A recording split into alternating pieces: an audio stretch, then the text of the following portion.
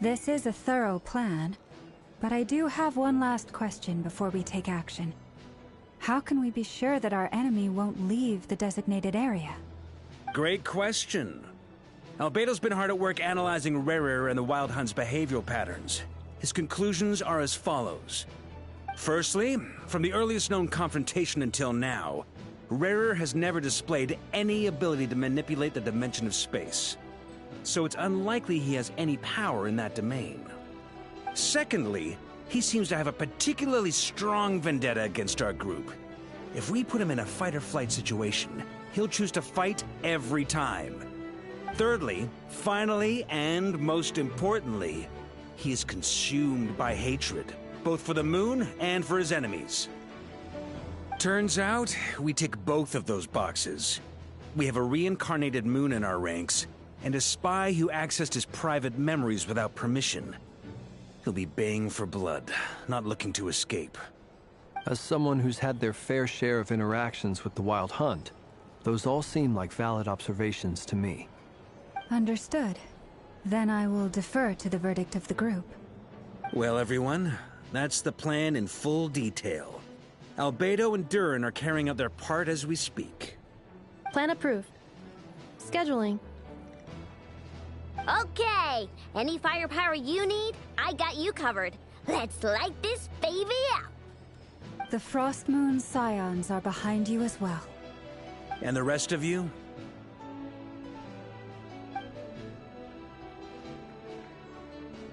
No objections? All right, then it's settled. This is the plan we're going with. Next up, an old tradition of mine. Anyone who wants to back out, now's your chance. Wait, we can still back out of this? Everyone says things they regret, right? I don't want anyone feeling trapped because their mouth said yes before their brain had time to think things through. A very people-first approach. I hear that's common practice in the Knights of Favonius. Heh. Who'd you hear it from? D-Luke? Shh. We don't use people's real names at work. This contact will be known only as Owl, please and thank you. This plan can only work if everyone does their part. Flins and I will absolutely support it. We shall indeed. You'll be glad you accepted our help. Also, you are the last person I expected to see here, Miss Dory. It's not often I get called Dory in a work context. My peers usually call me Lord Sangama Bay. So, the longer your name, the higher your net worth. Is that the idea here? In that case, Mr. Flint's here must be worth a fortune. That's right, I know your full name. It's... The walls are thin here. I'd appreciate you keeping that a secret. Okay, fine. Ugh, I'm actually only here as a favor for someone else. Do you have any idea how much it would cost to hire me otherwise? Oh, does this mean someone out there actually has the power to boss Dory around? It most certainly does not. We have a long-standing and mutually beneficial business partnership. She's actually the mom of a friend of yours. Said mom supplied me with a great little trinket, but now that lady's ruined everything. If I don't start building a little goodwill now, my whole business in Notcry is gonna go down the drain! Okay. So what exactly is so special about this pen?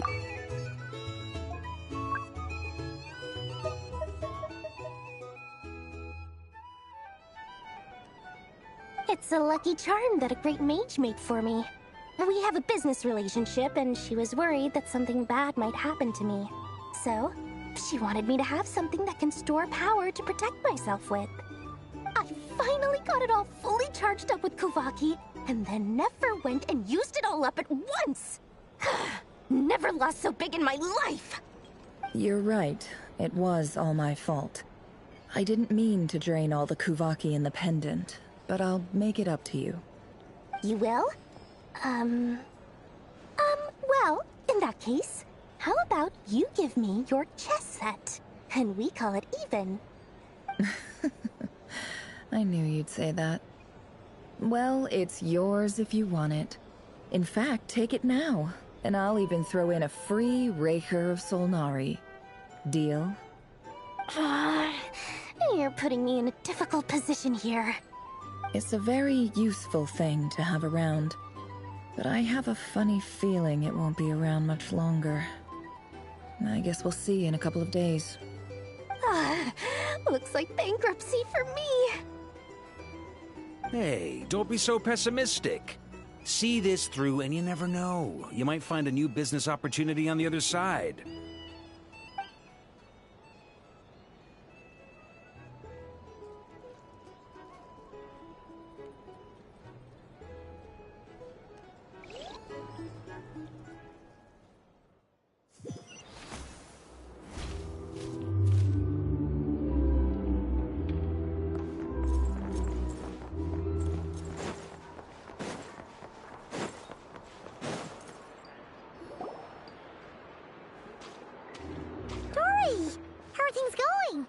Ready? Oh, I was born ready. We only have 2 days. You think Lord Sangamabe would let an opportunity like this slip by? Don't forget, when something's in high demand, the people with the goods on hand get to charge the highest price of all. Even higher than the sellers taking advance orders.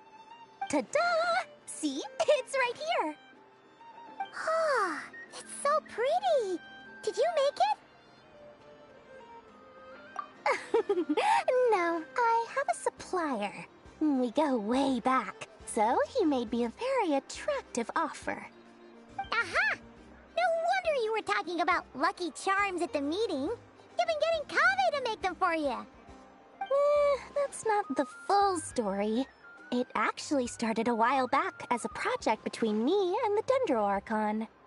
Mage Alice once warned me that this world won't stay safe forever. There may come a day when everyone faces a great crisis. I passed this on to the Dendro Archon, and she secretly brought together a research team made up of Sumeru's top scholars to invent a technology that could keep people safe. I won't go into the details because it's all very complicated, but if you want to know more, you can ask the Dendro Archon about it sometime. Anyway, point being, it was the Dendro Archon who asked Kaveh to build this little contraption. As one of the top Kashara War talents, he was the obvious choice. Took him long enough. He stressed over it for ages. Must have gone through at least a dozen designs before producing a final product. But that's Kaveh for you. Marak delivered it to me a couple of days ago, along with a letter from Kaveh.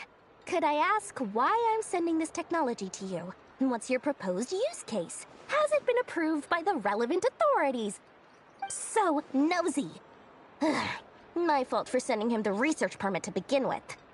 Surely Nahida must have told him you were involved in this project. He was probably just nervous because you're always so secretive about your business.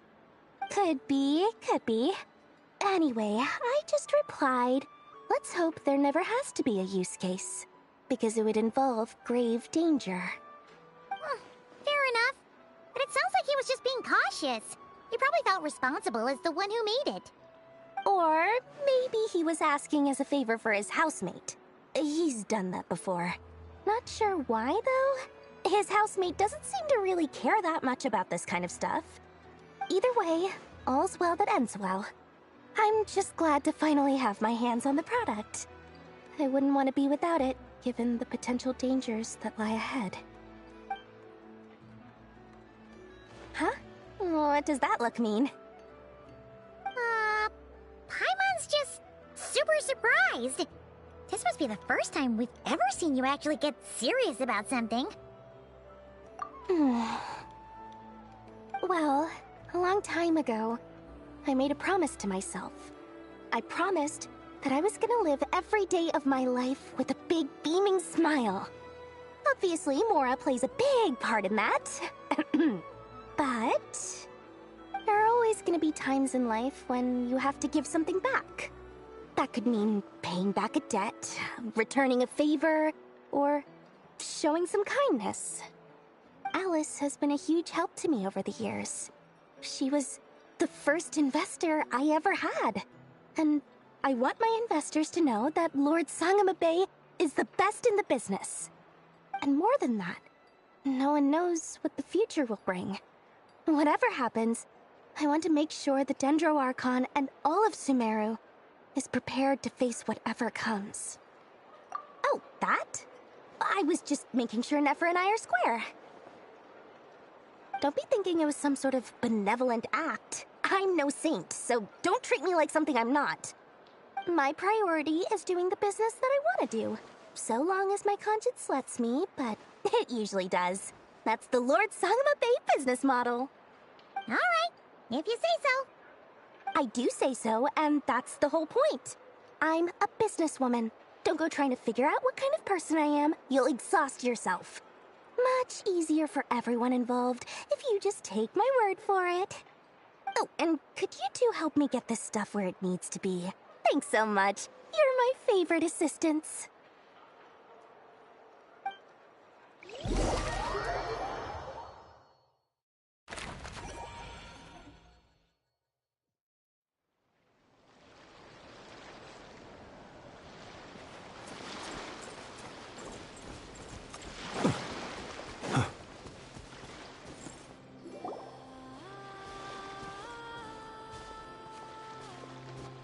Traveler, Paimon, it's good to see you. Everything going smoothly over here? Sort of. As you're probably aware, Varka, Diren, and I captured some abyssal creatures from the Wild Hunt. Per the plan, we dissected and analyzed some samples of these creatures. The process went very smoothly. The findings, however, come with some troubling implications. What? You can actually dissect the Wild Hunt? That depends on your definition of Wild Hunt and dissection. Harmless, lifeless. These words are accurate descriptions. The Wild Hunt is an interesting phenomenon. In and of itself, it doesn't seem to possess anything akin to a human personality. But taken as a collective, the medium through which the Wild Hunt is summoned does appear to have a soul. Master griped a lot about the wise Horoptotire, and seemed somewhat fascinated with the foul Certology. But she barely mentioned Rerir at all. I don't think that was because of his lower social standing, though. Anyway, it's a pity. I should like to hear her thoughts on the nature of the life form he has become today. It's a strange mix. The furious energy of an abyssal being channeled through a fractured physical existence. A consequence of being torn apart by an unknown power. Perhaps the only explanation for his survival in this state is that he sacrificed a degree of individuality in exchange for a continued existence. Oh, sorry. Once I get talking about interesting research, I have a tendency to go on indefinitely. Back to our research findings. Essentially, they confirm my hypothesis. Rerir's corpse is completely contaminated by the Abyss, and the effects are irreversible. You could think of this as Rerir in mutated form. But in my view, even that would be inaccurate. In reality, his whole being has been consumed by the Abyss. In other words, he is now nothing more than a manifestation of abyssal power. Unfortunately, at present, we have no means of completely eradicating abyssal power. Hence, we cannot fundamentally destroy the Reir of Solnari either. Oh, that's terrible news. So, that's it? We can't defeat him? Not even if we get the power of the Three Moons? Miss Columbina's situation is a difficult one. She can never achieve wholeness when the world does not accept her presence. It's as if her creator banished her to a place she can never be accepted. It means she spends most of her energy just on her own survival. Given the circumstances, it's only natural to despair. But we must see this plan through to the end. Time to kick off the backup plan. Oh, Paimon almost forgot. This is for you. Dory asked us to bring it. Ah, how wonderful. Well, thank you for making the trip. Durin and I will be heading off shortly. I'm sorry I won't be there to protect you in person this time. Please be careful. All right then. Stay safe.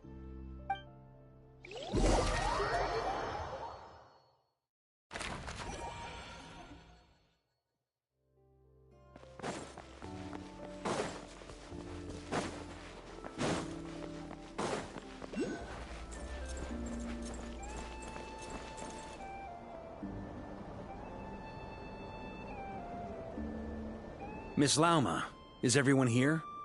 Yes. The fate of my flock is in your hands, Grandmaster Varka. Please keep them safe. My lady, what are you saying? Within the next 24 hours, we will face the biggest crisis the world has ever seen. This is not a burden that we deserve to bear, but I believe that we reap what we sow in this life. So I intend to act. I must do what I think is right. For me, that means fighting for the future of Nodcry. This gentleman is the Grand Master of the Knights of Favonius, Varka, Knight of Boreas. In my absence, please follow his lead. Hey, everyone. Guess I should introduce myself. Well, to start with, I know my way around a battlefield. Biggest strengths are honesty and hard-workingness. Anyway, point is, I don't intend to let Lauma down. I'm gonna do everything in my power to keep every last one of you safe and sound.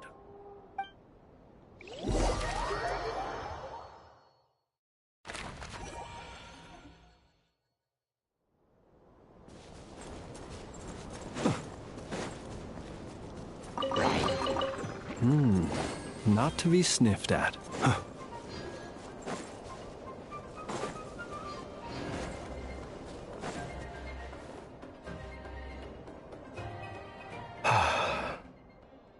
Something on your mind? Miss Columbina, was it? I believe that's how the others addressed you. That's right. Names are funny things. Have you always been called Dainslev? Yes.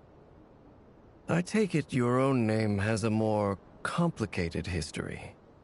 I have a different relationship with names than other people. To be honest, I'm not even sure that Columbina is my name. At least, not in the same way that Dainslev is yours. But it's what everyone calls me, and I go along with it. A lot of my life has been that way. I get so used to things that I forget to question why they are so. I never used to think much about where names come from, or what they mean to people. Maybe something's wrong with me. You're different from other people. I sensed it the first time we met. You're more perceptive than most. I'm sure your long life and rich range of experience explains that. Do you ever find yourself missing Conria, Mr. Dainslev? Difficult to answer. I have dreamed of the past many, many times. Sometimes I'm fighting tooth and nail. Other times I'm lying on the ground, defeated. I don't recall any happy moments from that time. It has been too long. Is that because hatred survives longer than love and affection? That would not be for me to say. I make no excuses for the grudges I bear. But whatever the reason, I remember little that was beautiful or sentimental. Thank you for your help with the Rerir situation. Without your efforts, I never could have learned the hidden truth of his story. You're welcome. I know he's your friend. Friend? He betrayed me. And I never really understood what he was going through in life. Some friendship, that is. Okay. So, do you plan to fight him with us? You see, you're torn. Now you know what really happened. You see the things he's done in a new light. I need some time. Of course. I completely understand. Anyone else in your position would feel conflicted too. Actually, I went through something similar myself recently. Something happened that changed my perspective on a situation. A situation I took for granted at the time, but now I feel very grateful for it. You mean the Harbingers who still support you, even though you've left the Fatui? Yes. I always thought they were only helping me because Harbingers are forced to work together. But then I abandoned them. A warrant was even put out for my arrest. Yet even now, they support me, which means I was wrong about them all along. Clearly, they view you as a friend. I feel a little guilty now. I regret not seeing their help for what it was, and not treasuring it. I see the guilt that you're feeling now, because I feel it too. Hopefully, talking about it will do us both some good. Have you noticed that the Traveler and Paimon are over there? I think they've been listening. Huh. Shall we say hello? Sure. Hello. Ah! They caught us!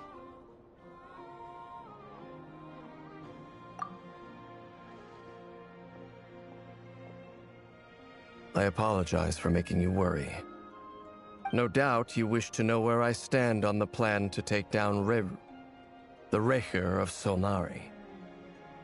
I'm afraid I need a little time, but I will seriously consider joining you.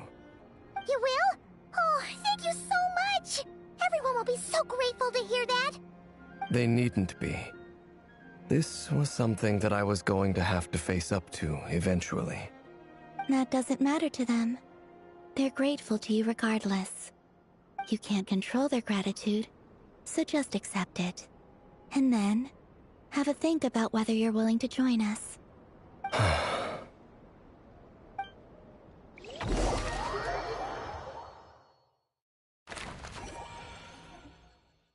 It's nearly showtime! Let's go rendezvous with the others. You know the place.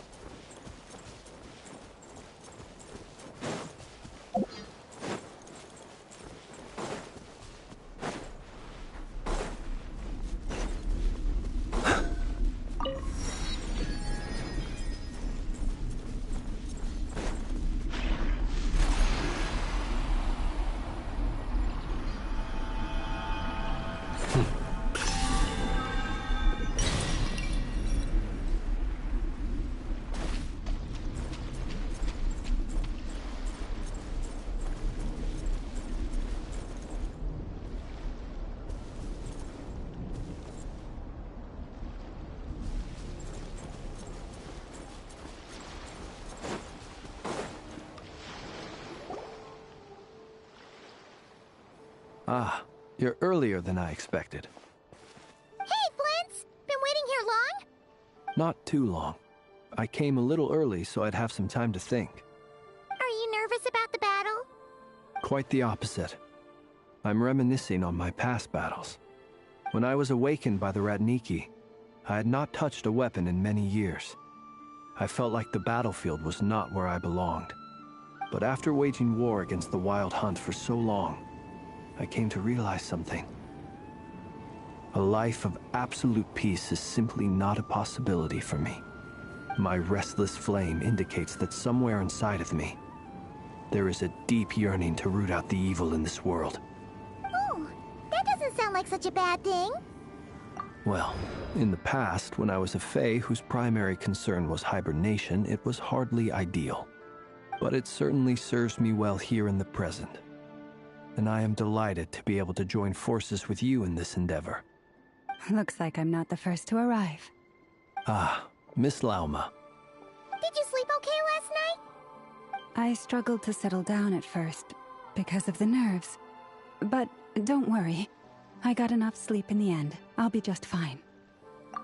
Please, I'm just doing my part. Never! Over here! Aino asked me to relay a message. She said Anefa will be on high alert and keep a close watch over all secondary districts where defense is required, providing support as necessary. Meanwhile, Aino herself will provide range support to us directly, using her latest invention. Excellent. My thanks to all involved. The chess set's looking a little unstable. It won't hold him much longer. We should be prepared to engage at a moment's notice. No sense sitting around waiting. Let's make the first move while we still have the option. I agree. Paimon, find a safe hiding place. Got it! Be careful, Traveler! I will.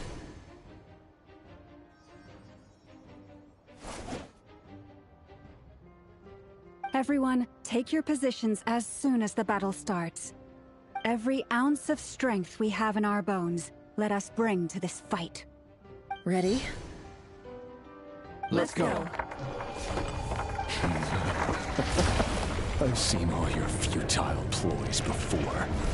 You have become the authors of your own demise. I wouldn't be so sure about that. You are merely a moment of sport before I tear down the moon.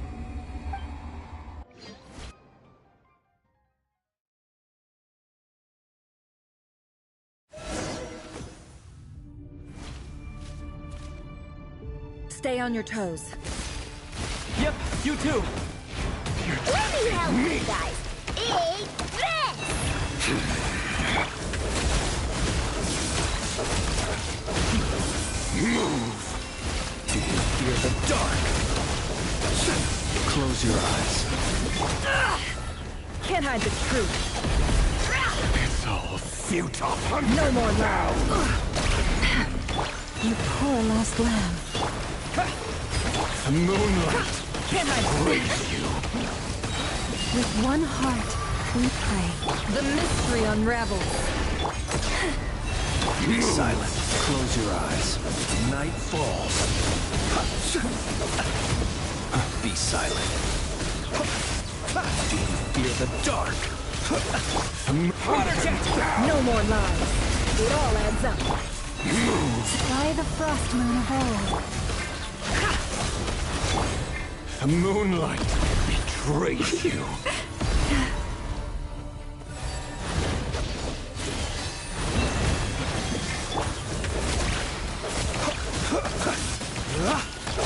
The deception ends here.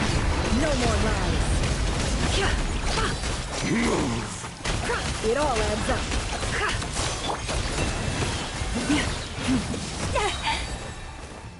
Wipe out! The moonlight For the everlasting betrays forest. Can't hide the truth.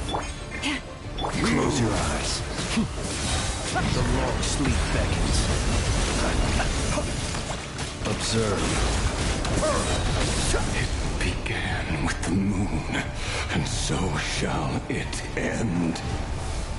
The moon will protect you.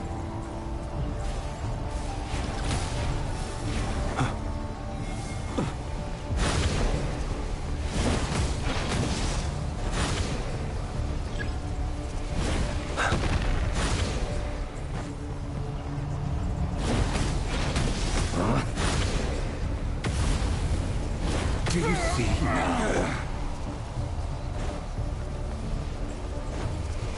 Be silent. Get from here. When will it be as you foretold? Move!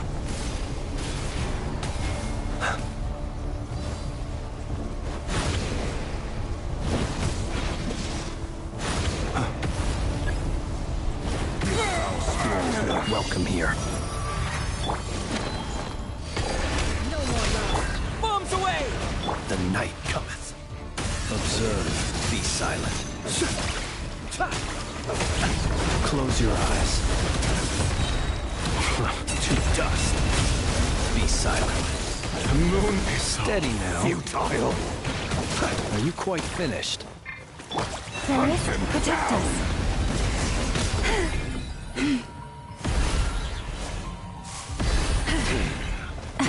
Hunt him down!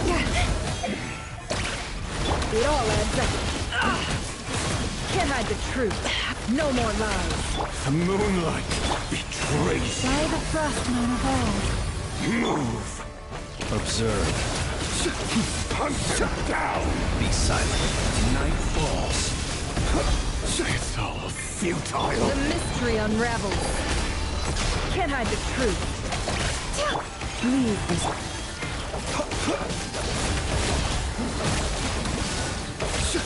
Observe. Pathetic! Hunt him down! Close your eyes. Moonlight betrays With you. one heart, we pray. It all adds up. No more lies.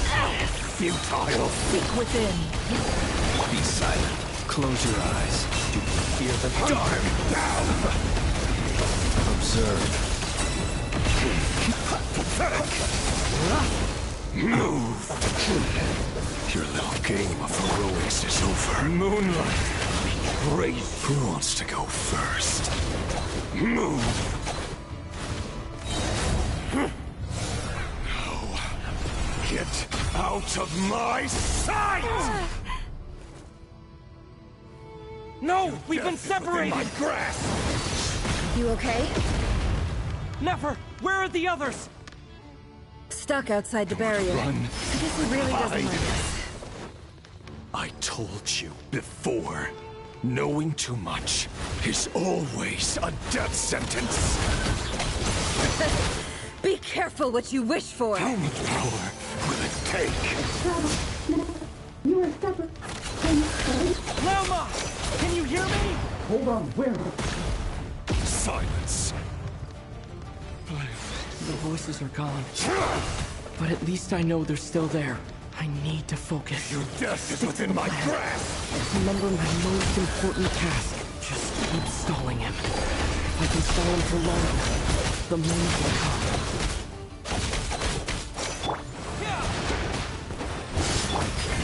It all adds up. No more lies.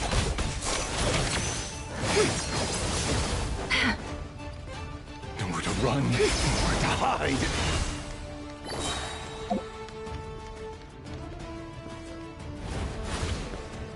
Can't hide the truth. Bombs away! Seek within. No more lies.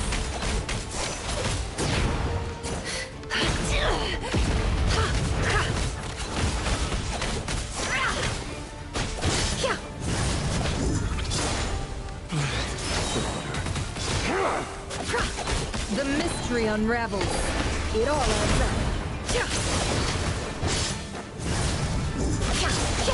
No more lies.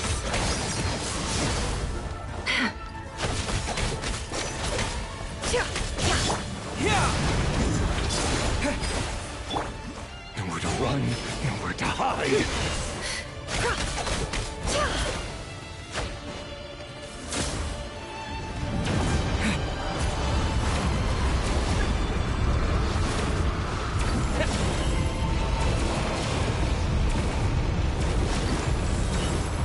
I've got this!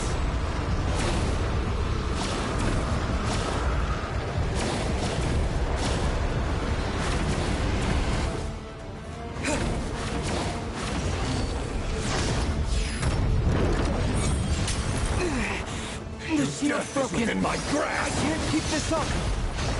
Don't push your luck. Water jet! Can't hide the truth.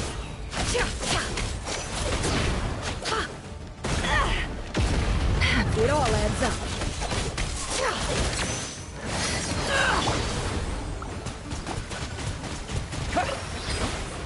Wipe out!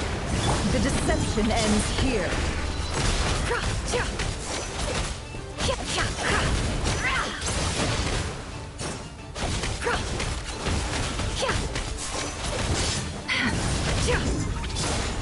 How much power will it take?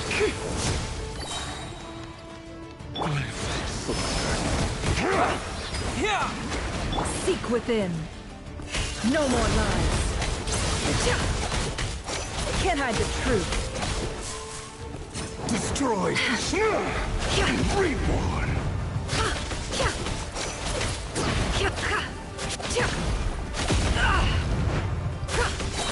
No more lies. The mystery unravels. Wipe out! It all adds up. Nowhere to run, nowhere to hide. Can't hide the truth.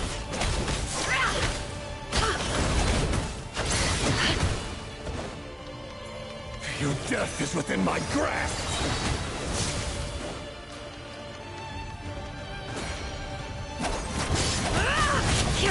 Seek within.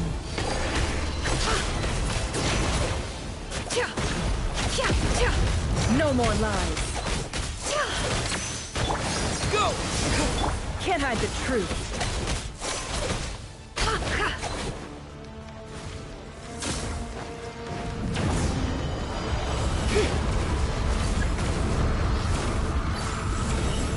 Curses. There's no other way.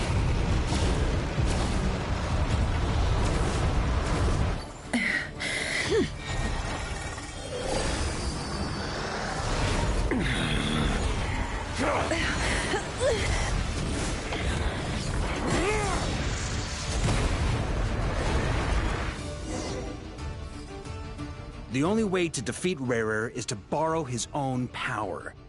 That means Columbina will have to disappear while you two bear the brunt of his attacks. You have to hold on. Find a way to keep him focused on killing the two of you.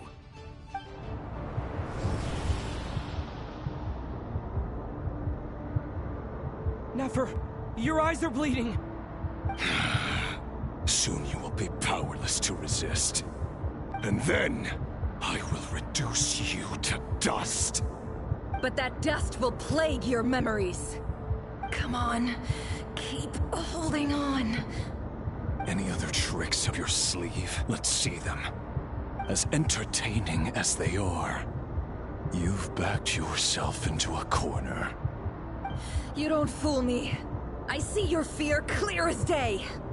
I have to stoke his rage. Make him unleash everything. You fear what you could never defeat. You fear the thought of never being able to save your beloved. You cannot win the fight against fate, Rerir. Is that what you think? Well, now it's your turn to feel afraid! You fear the sound of your own name? Is it us you hate? Or is it what you've become? Let's see what becomes of you!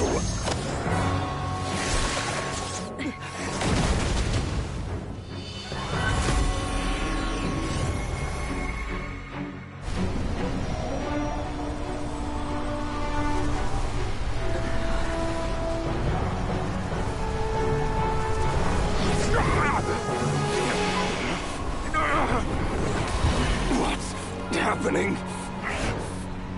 That power. I've seen it before!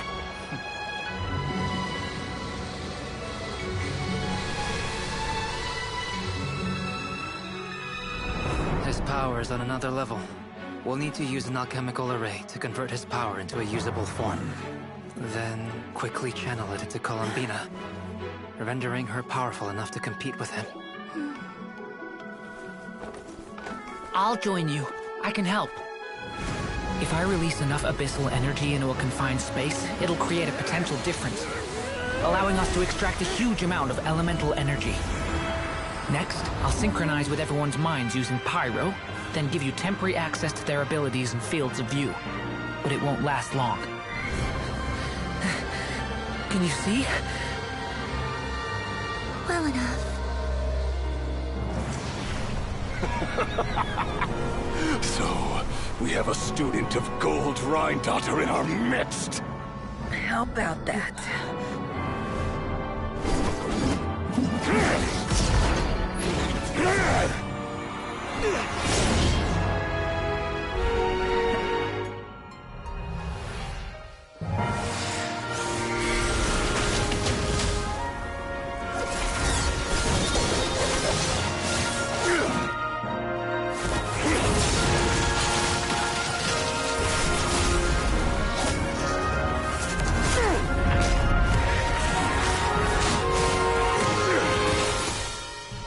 You use my own power against me? Just like how you stole Kuvaki. Look familiar?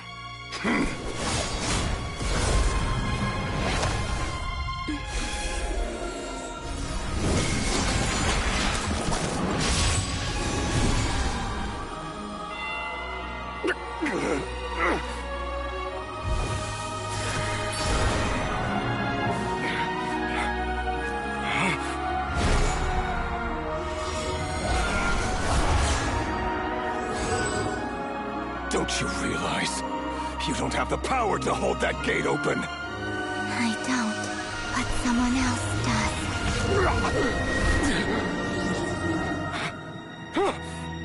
Goodbye, Rerir.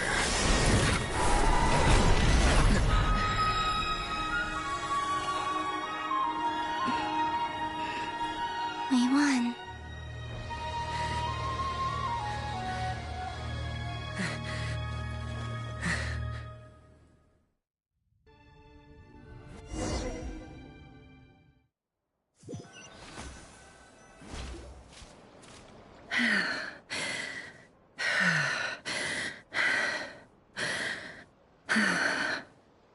Nefer, how are your eyes? They're fine. Apart from the blindness, of course. It's not too late. Let me handle it.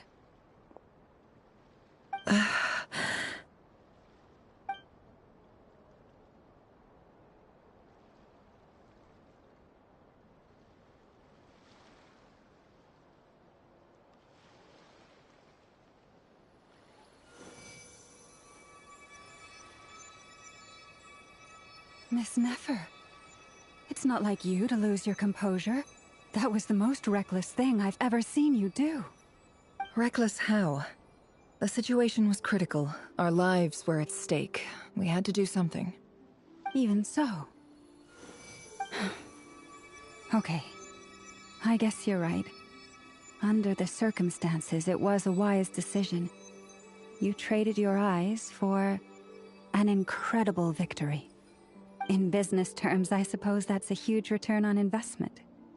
I'd be hard-pressed to argue otherwise. Still, I don't like this outcome, and I don't want you to lose your sight for good. People suffer when they make sacrifices they shouldn't have to make, whether that means faith, strength, or in this case, your ability to even see. I had hoped you could win without sacrificing so much as a single hair on your head. Thank you. Really. All done. Don't try and open your eyes just yet. We'll see how you're doing in a couple of days. Until then, please follow your recovery plan to the letter.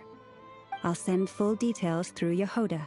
For now, just get yourself home, relax, and rest. My dear friends, we have fought bravely and achieved a spectacular victory. A dark cloud has been lifted from the skies of Nodcry. All in this land will be grateful for what you have done. The moon will remember this day. Thank you both.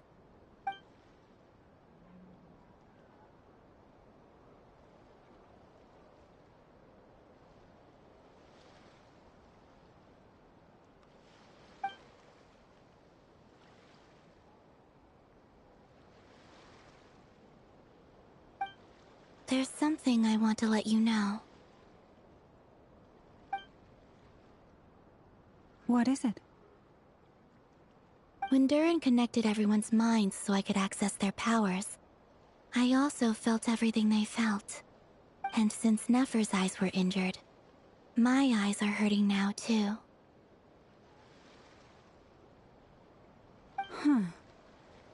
Hold on.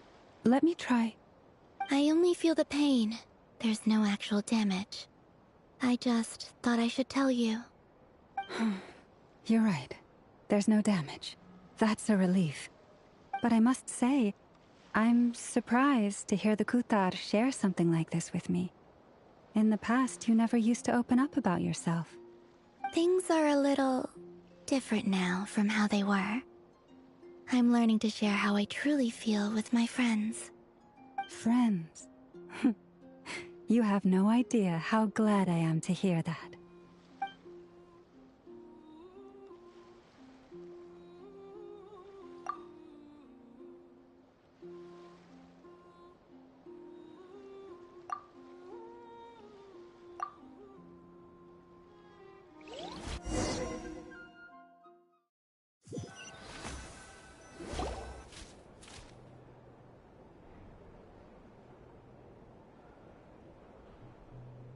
Yay! You're How you feeling? Any aches and pains? Did you sleep well? I'm doing all right, Paimon. No need to worry about me. Phew! Well, that's good. Paimon's been sitting on the edge of the bed worrying about you for ages. You slept a whole day and night. Poor Paimon had to eat all by her lonesome. Glad to hear you didn't starve. How was the food? Well, it wasn't the same without you there to share it. Honestly, Paimon just can't relax when you're not your usual self. She couldn't enjoy the food and settle down to sleep. Well, I'm back to normal now. Oh yeah, and Albedo swung by earlier. He said to tell you to head to the tavern when you woke up. Varka and the others are organizing a victory feast and they want to celebrate with you. He also dropped off some medical supplies, but you seem fit as a fiddle, so guess you won't be needing those. If you're feeling up to it, let's head over now. Wouldn't want to keep them waiting.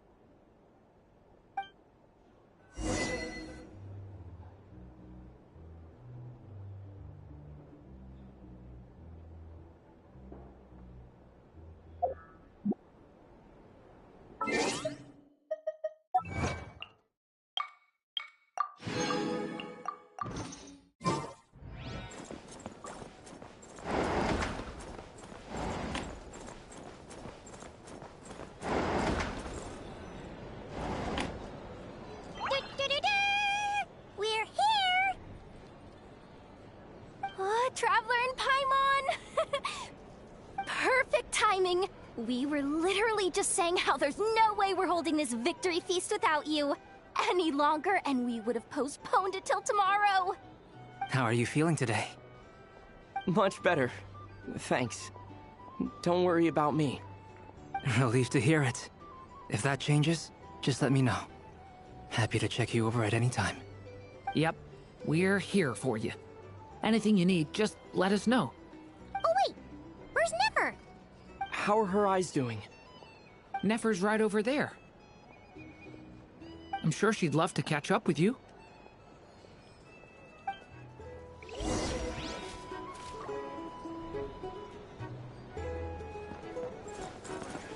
Hey there, you here to sign up looking for a drink or two?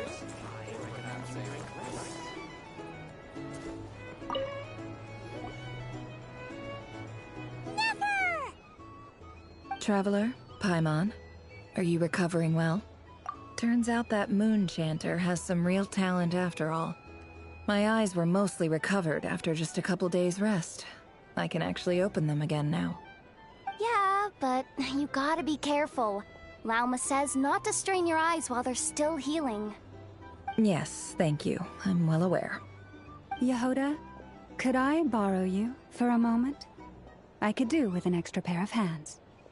Oh, sure. Coming. Did you hear that? I gotta go help Lauma for a second. You guys chat among yourselves. I'll grab us some drinks on the way back. Paimon, you still like 'em sweet? You bet! Make it extra sweet, because Paimon's earned it! Sure thing!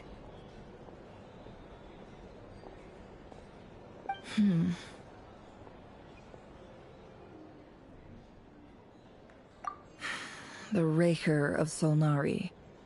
Kind of a snake, don't you think? No, definitely a snake. A poisonous one who spewed his venomous hatred everywhere. Anyone who seeks revenge out of hatred for other people has become a snake. That's something my dad used to say. Perhaps. I'm sure it sounds like a very wise and open-hearted perspective to your ears. But me? I think hatred is a perfectly justifiable emotion. What else is left when everything you depended on in life gets stripped away?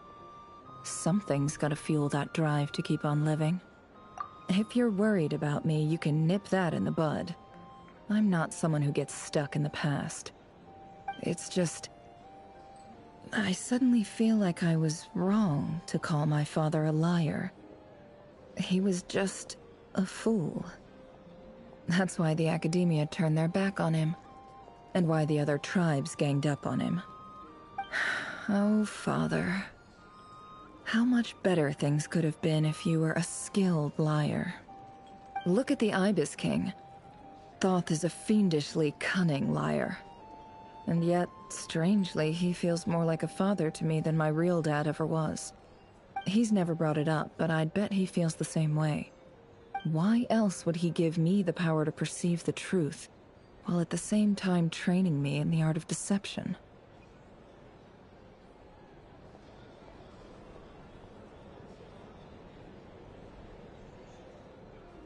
Well, King Deshret banished him to Aru, which is essentially a prison, and posed 3 questions to him. He promised that he'd have his freedom if he could find the answers. His response was to take on a physical form and approach me, hoping that I could become his envoy and search for one of the answers on his behalf. Did he really think I'd fall for that? He's stuck there. He can't make me return what he gave to me.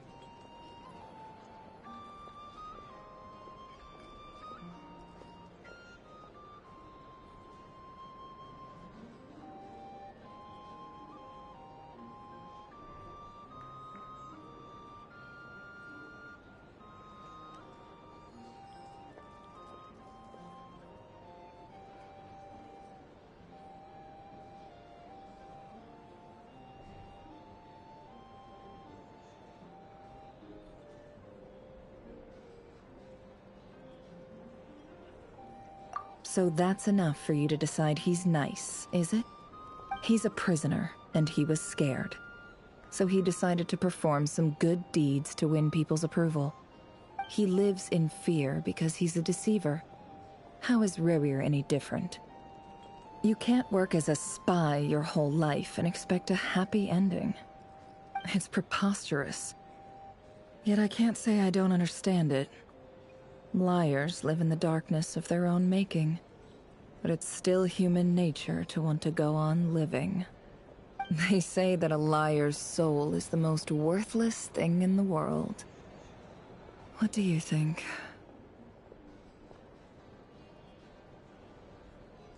Good. If you understand that, it means you're smart, and you see things objectively. If you ask me, the soul of a liar really is worth nothing, because all they care about is themselves. For example, when something good falls into my lap, I don't go sharing the news around.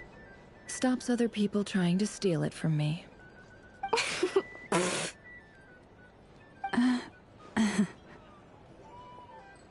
So be it. They have sharp ears. I can't keep anything from them. Oh, is that what it looks like?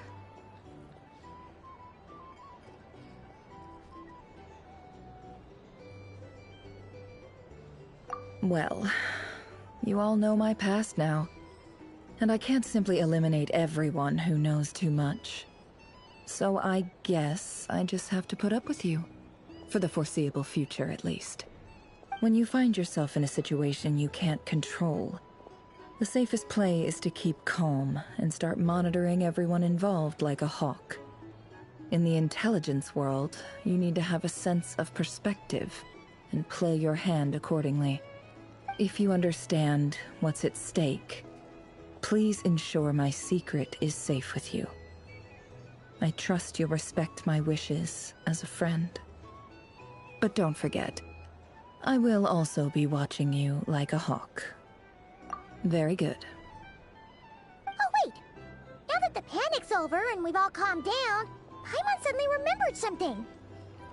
After all that build-up, our mystery ally never showed up even once.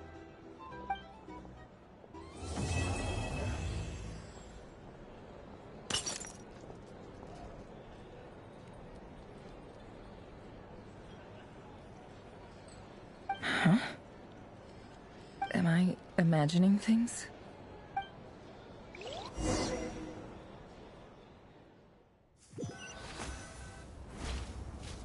So, that close colleague who stayed behind with you? What's he been up to recently? Don't know, don't care. I get more normal human interaction from hanging out with Bosco too than him. Although, now you mention it, he hasn't bothered me in a while. I wonder if... If he's disappeared without a trace, it's the biggest gift he ever gave to the world. But I somehow doubt that's what's going on. He won't lie low forever. So we'd better stay on guard.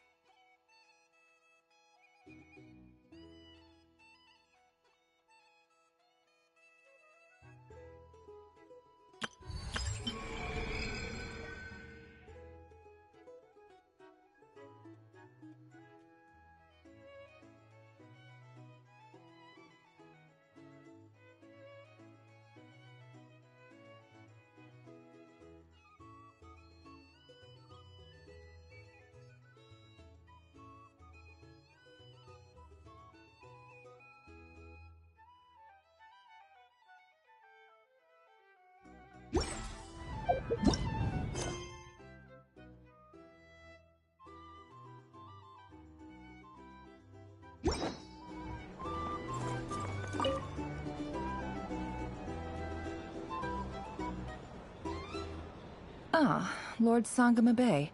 How lovely to see you. I must thank you for the device you provided. It was an enormous help. Would I be right in thinking that it was developed by the Academia? Why come and ask me when you clearly know already? I mostly came to thank you. That's more like it. A little gratitude goes a long way with Lord Sangama Bay. Play your cards right, and you might even stand a chance of becoming my long-term supplier. The chance to work with such a kind and charitable investor as yourself would be a great honor for the Curatorium. Huh? Charitable?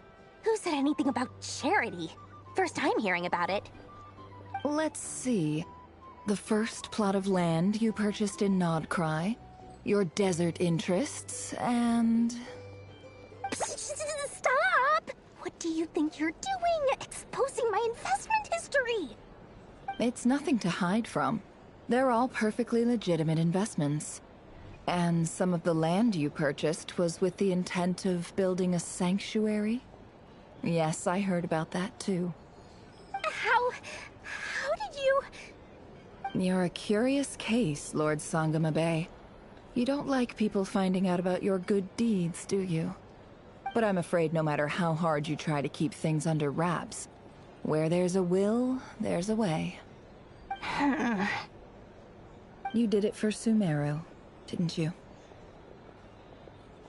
It was empty land that was gonna go to waste otherwise. I figured if I built something there, it might at least get some use in an emergency. Disasters are capricious things. They strike without any warning. I've lost family to a disaster before, and I don't want to lose any friends or business partners if I can help it. My elder sister used to dream of finding a sanctuary. Somewhere with plenty of food, water, and medicine. Where everyone could live happy lives. It was something I looked into, but after discussing things with the Dendro Archon, I decided on a more effective strategy. The tech people handled the tech, and Moneybags provided the Mora. It just made the most sense. It's a pity that so few people know the truth about you. Everyone says that you view everything in terms of Mora, and all you care about is growing your own wealth. So, what's the problem with that? Everyone wants to be rich. It's human nature. So yes, I love Mora, and it's nothing to be ashamed of. But surely you have dreams of your own, beyond just making Mora. You don't get it, do you? My dream is to invest in other people's dreams. And, you know, make a nice little slice for myself along the way. Just thinking about it makes me happy. That sweet, sweet sound of Mora. Thank you. For the device? And the pendant.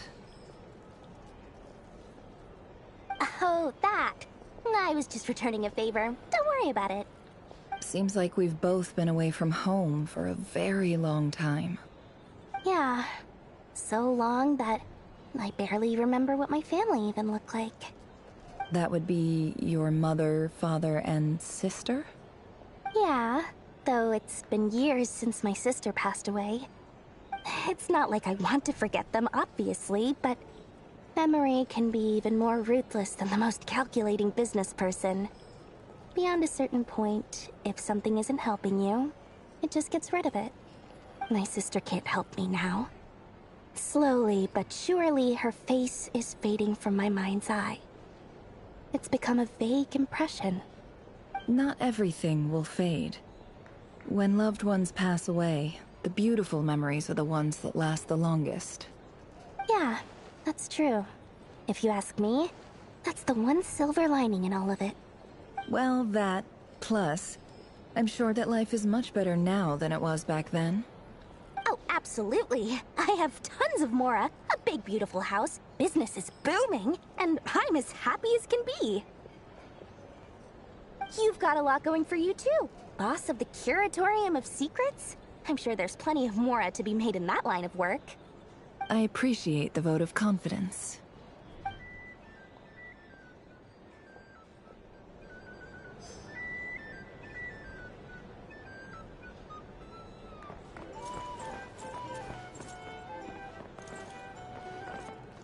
Sign up with the Fatui.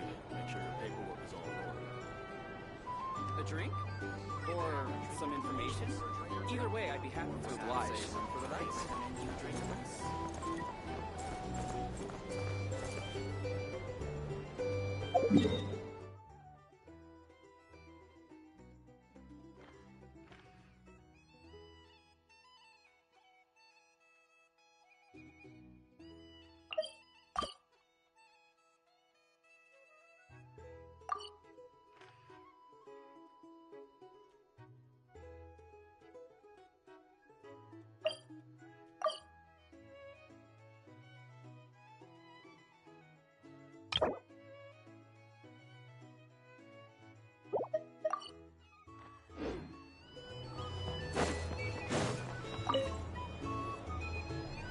How have you been holding up?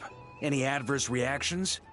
If you start to take a turn for the worse, make sure you tell me right away.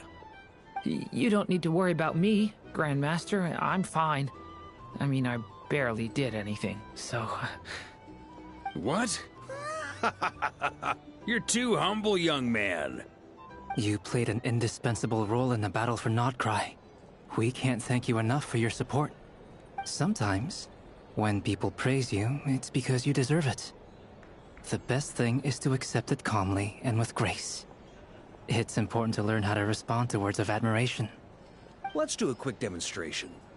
Albedo, that was an incredible feat of alchemy. The pressure was on, but you worked flawlessly at lightning speed to get the job done. Thank you. I can't take all the credit, though. Durin played a big part in forming the alchemical array. See? Did you catch that? A masterclass in how to take a compliment. Okay, yeah. I did work pretty hard to help prepare for the battle. No point denying that. Hey, you guys! Hey, look who's bounced back. Looking good, Traveler. Seems like you've recovered. You won't need to take any more medication. Can I get you a drink? Huh? You know how to order at a bar now? You've sure learned a lot recently. Handling a drinks order is ridiculously simple compared to alchemy. Don't worry, I'll blend into society yet. Paimon believes it. You're clearly a fast learner, just like your brother. To be totally honest, though, Paimon didn't quite follow all the details when you first explained the plan to us. Don't worry, that's completely understandable. Unless you're a student of alchemy, it's hard to grasp the principle and how the process works. To put it in the simplest terms, we saw how our enemy stole the power of Kuvaki. And that gave us the idea of stealing his power to turn it against him. When facing an enemy you have no hope of defeating, it's best not to engage them in battle. So, instead of looking for a way to overpower him, we decided to help Columbina get strong enough to at least stand up to him in a fight. For this to work, we had to analyze his modes of attack, confirm who his main target was, and make sure that he wouldn't go beyond the range of the alchemical array. For added security, we prepared a total of 4 arrays. But to mitigate the impact of the battle, we identified one location in particular as the ideal spot, which is where the confrontation took place. The alchemical array absorbed his abyssal power. Then Durin processed it to render it usable by Columbina. That power enabled her to do what would otherwise have been nigh on impossible. What surprised me was that Dainsleif actually agreed to join us. Given his history with Rerir, he had every right to sit this one out. But we're extremely grateful for the decision he made. It must have been a painful choice to make. But I'm sure that making a decision was far better for him than staying in limbo. Absolutely. He was torn between 2 paths, but in the end, he made his choice and stuck to it resolutely. He doesn't strike me as the sort of person who'd stay trapped in limbo for long.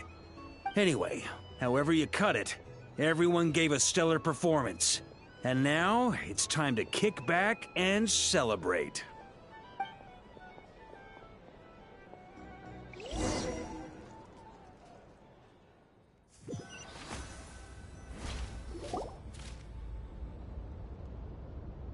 That's the only reason you're here. Yes. I've thought a lot about it. And I've realized that you, me, and Arlecchino should be friends. I think this is very important. So I felt I had to come and tell you. Well, this is a new one.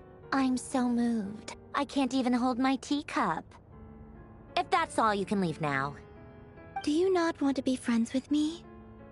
Or is it that you prefer being co-workers? What is this, Columbina?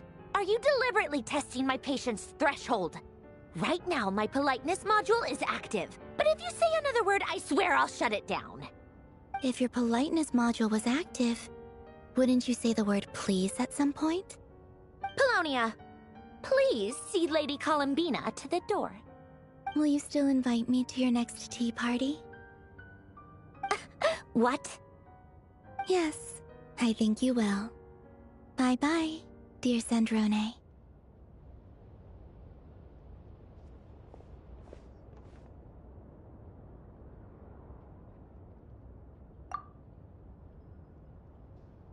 Last time, the Wild Hunt escorted you out. Would you rather I handled it myself this time? We just wanted to, see how you were doing now that it's all over. Why? Out of concern for my safety?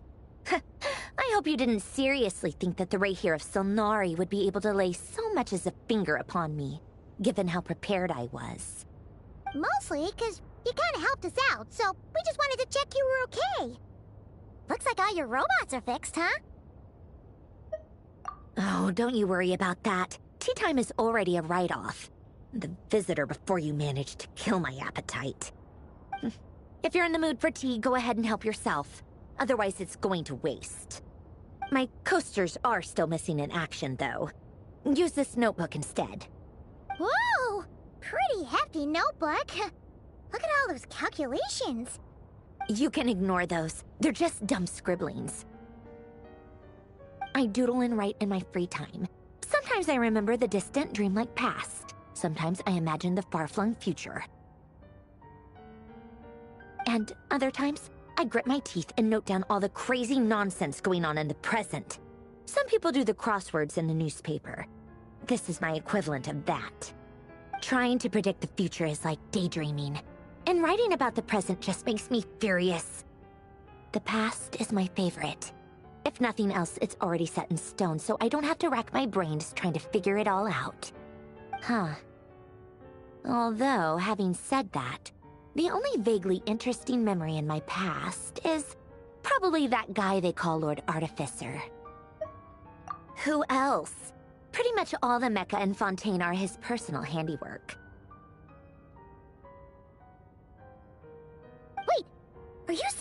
know him? Like, personally? As a friend? I mean, I guess we were friendly enough. Yep. In fact, I'm probably the only normal person left who knew him at all. We used to chat occasionally back when he was still around. Before he passed away, he asked me to destroy all his manuscripts. I honored his request, but I did read through everything first before destroying them. I mean, I couldn't let the genius of Lord Artificer Alain Guillotin disappear like that. Would have been such a waste. So, that's where the formulas in your notebook are from? I just told you. Those are my equivalent of crossword puzzles. They're just dumb formulas that I solve for fun when I'm bored. Alain's work was like epic poetry. The formulas in my notebook are just silly little riddles in comparison. Not that there's anything bad about them. I mean, at least, solving those riddles isn't going to hurt anyone. Except me, 'cause I lose a few brain cells in the process. Anyway, while we're on the topic, I might as well tell you about what happened to him and his friends. Alain Guillotin had two close buddies, René and Jacob.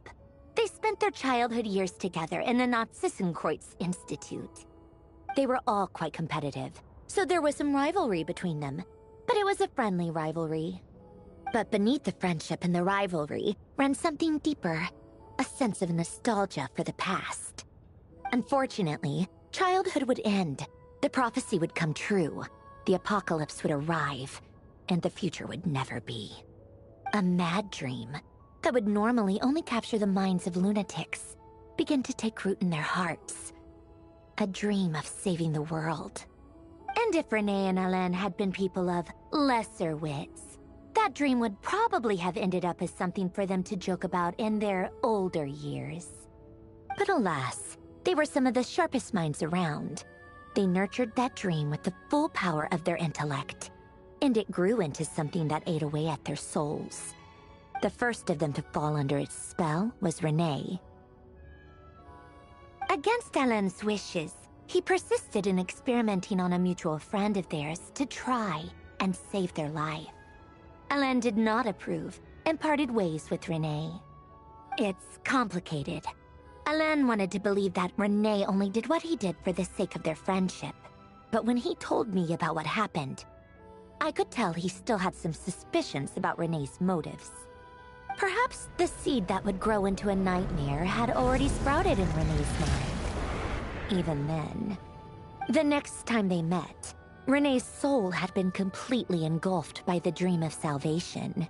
His futile attempt to change the tide of fate only resulted in a wave that swallowed up the world, even before the apocalypse came. And although that wave died down eventually, I hear that it just recently came back with a vengeance. As I understand, René wanted to live out his dream of salvation once more. But I'm told that the attempted resurgence finally died out for good. At long last, René awoke from his deluded dream. Though of course by then it was far too late. What do you think of René? Do you admire his transcendent genius? His view that any price was worth paying to achieve the lofty goal of saving the world? Or do you despise him? Dismiss him as an evil madman who wrought havoc on the lives of everyone around him as he pursued his delusional dream? Same difference, really. Just a matter of perspective. Doesn't surprise me. You share one thing in common, after all. You both want to be the savior. The only difference is, your dream came true, and his... well, he wasn't the one who made it come true. I don't like fanatics who give up their whole lives for their ideology. Nor do I like fools who let their delusions take control. Maybe I could understand if René had just been an ordinary person. But he had a sage-like intellect. And still managed to get himself lost in the labyrinth of his own desires. Anyway, that's enough about René. Now, moving on to Alain Guillotin. the Lord Artificer. He managed to put a stop to the first storm whipped up by Renee. But after that, Alain lost his friends and family. To his credit, I suppose, the loss of his family and friends was purely a tragic accident. It's not like Alain sacrificed them for his cause or anything.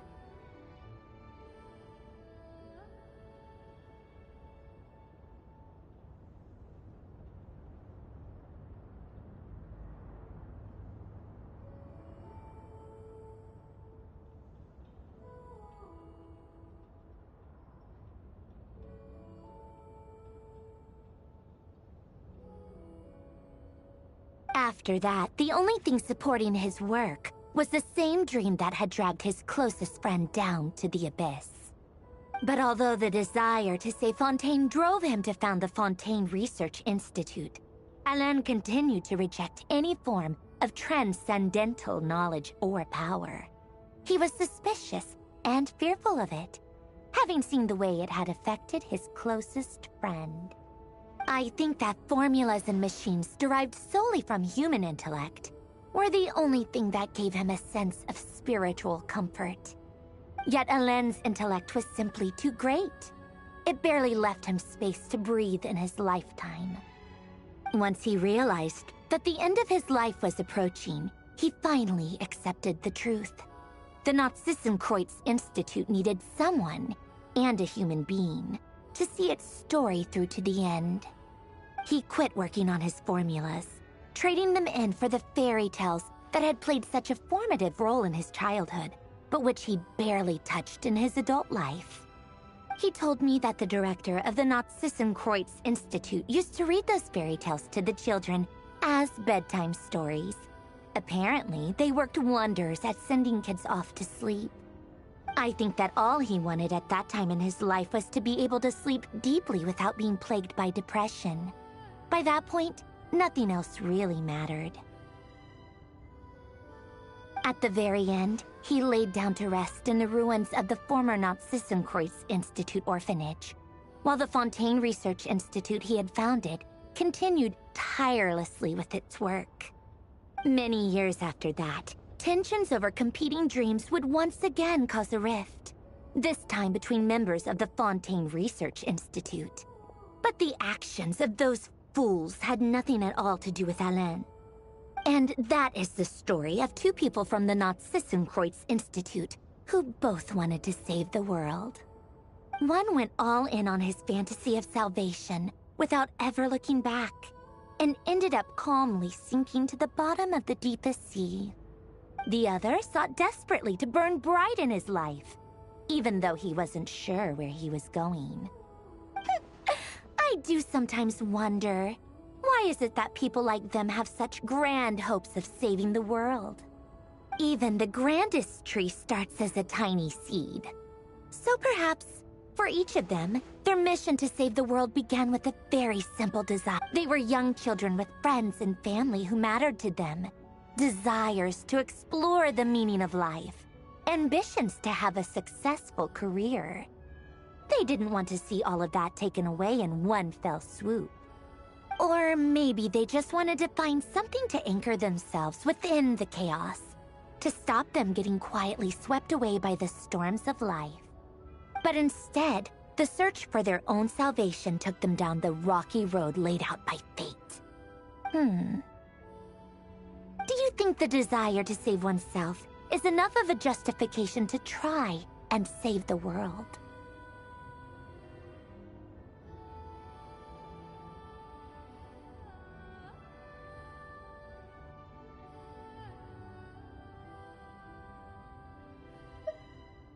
Sensible answer. Glad to know you've got your head screwed on straight. Alain would disagree, though. I asked him the same question back when he was in his prime, putting all of his energy into his work.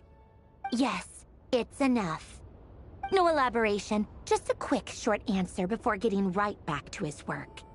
He was always that way. All right, tea time's over. I owe Arlecchino a favor for telling me these stories. I'll have to bring a whole sack of gifts the next time I visit the House of the Hearth.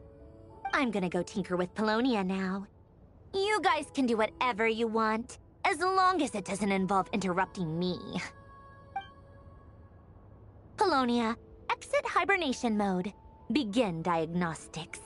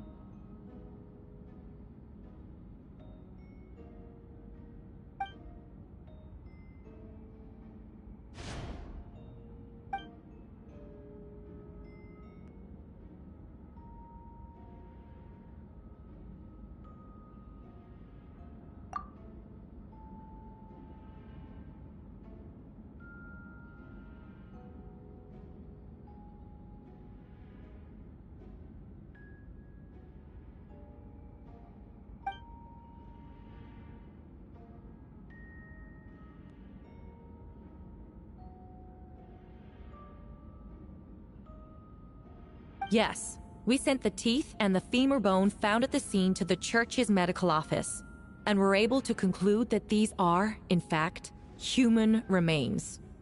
In addition, the investigators were able to identify several Mondstadt citizens who appear to have been missing for quite some time.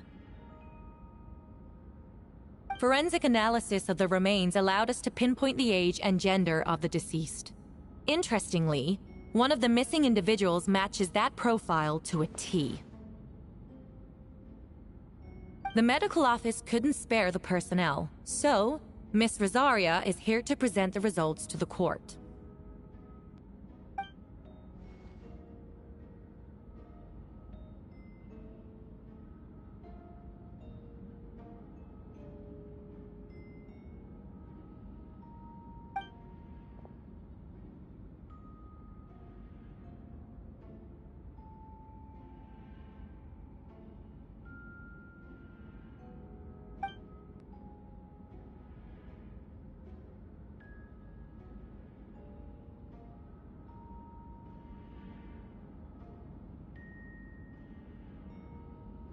Is it reasonable to assume this technique to be alchemical in nature?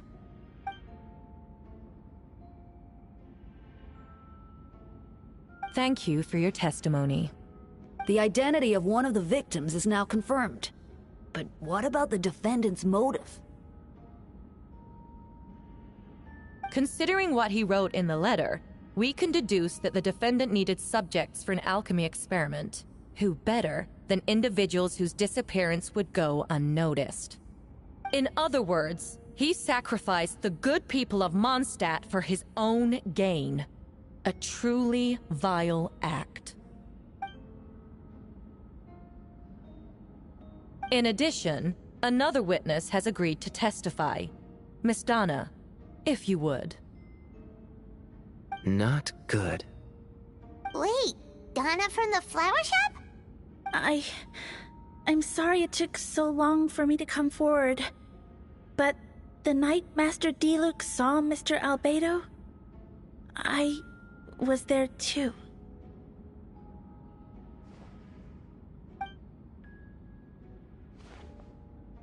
I was camping with a friend and we decided to stop near Dragonspine.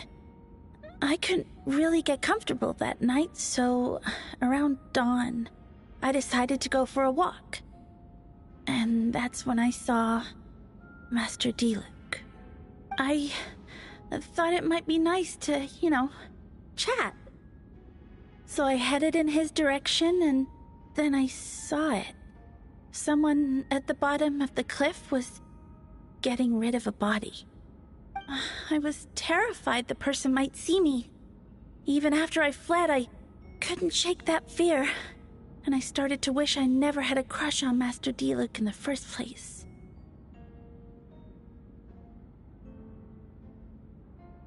If I hadn't wanted to talk to him, I would never have been in that situation. Well, I didn't want to come forward because I was scared. But Miss Hertha convinced me it was the right thing to do. I'm sorry it took me so long. I see. Just stepping forward was brave enough, Miss Donna.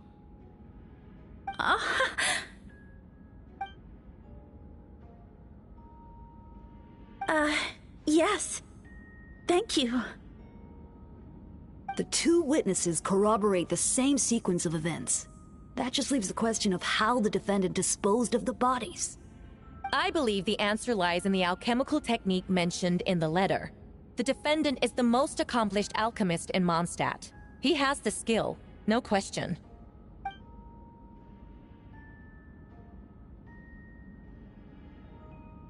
Wait, does she mean...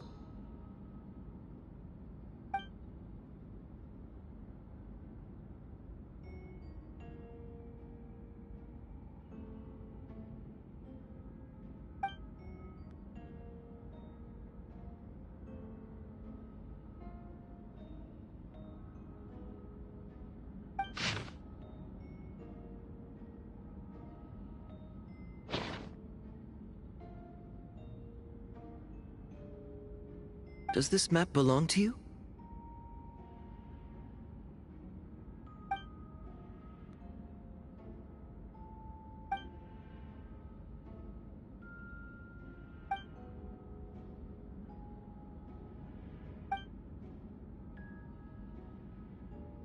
You do realize that's basically an admission of guilt, don't you? The evidence against you is nearly insurmountable.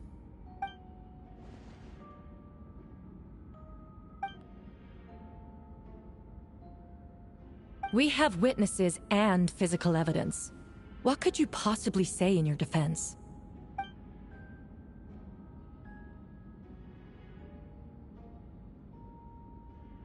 Ugh, you have some nerve.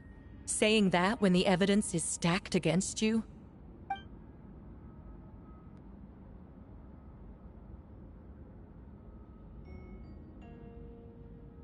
So, what? You're just going to bombard the court with excuses?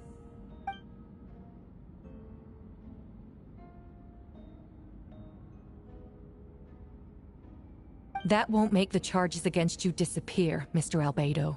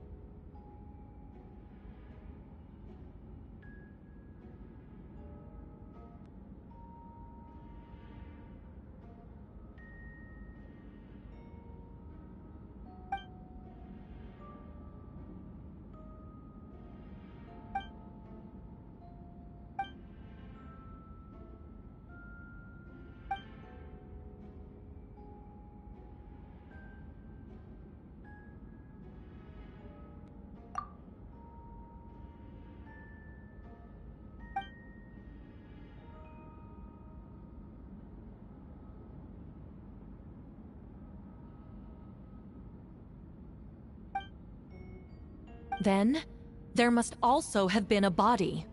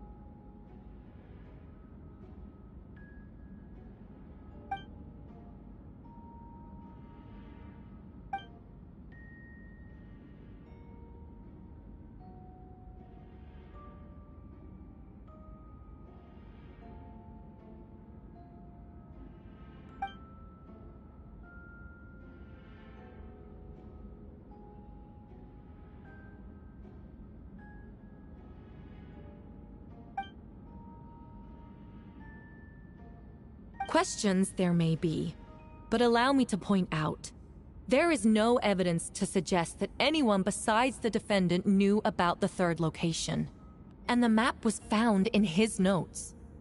That fact alone makes him the most plausible suspect, unless Mr. Albedo suddenly plans to deny that the map belongs to him.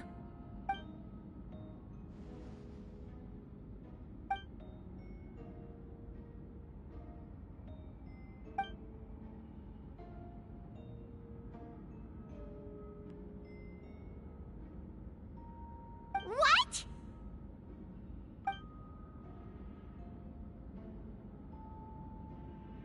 Ha! So you admit it. Let the record reflect that the defendant has confessed to his crimes.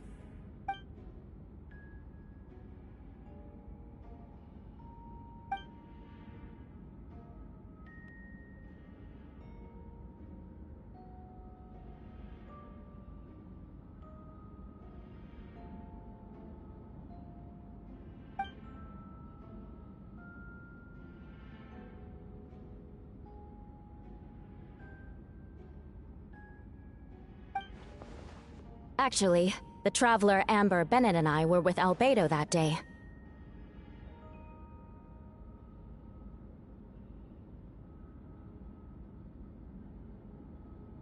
The Adventurers Guild was holding an event on Dragonspine. After it ended, we all left the area. If the person Albedo is referring to is different from the one we encountered on the mountain, then the altercation must have occurred after we left. This only proves that the defendant is guilty on all counts. Those innocent people, their blood is on your hands. You deny it? After admitting to murder for the whole court to hear? You've clearly lost your mind!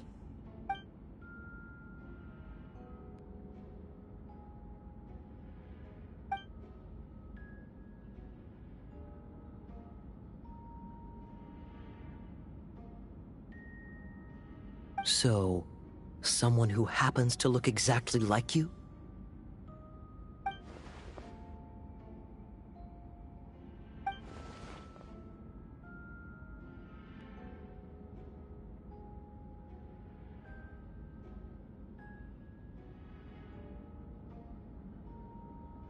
It's one thing to look similar, but for the clothes to be the same? What's going on? I don't want to be here anymore. Regardless, the important thing is that you admit to killing someone on Dragonspine.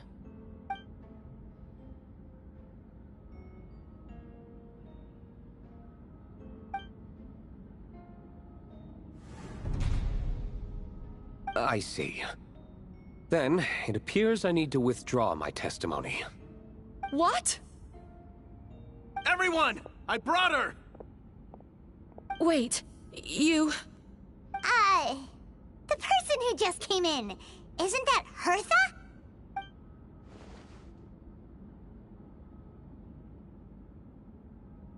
Who are you? Why do you wear my face? Hello to you, too. I see what's going on here. It's all been leading up to this, hasn't it? Your confession. It was all an elaborate stunt to set me up. You want to undermine my credibility? Fine. It doesn't eliminate the mountain of evidence stacked against you. All I want is justice for the people of Mondstadt.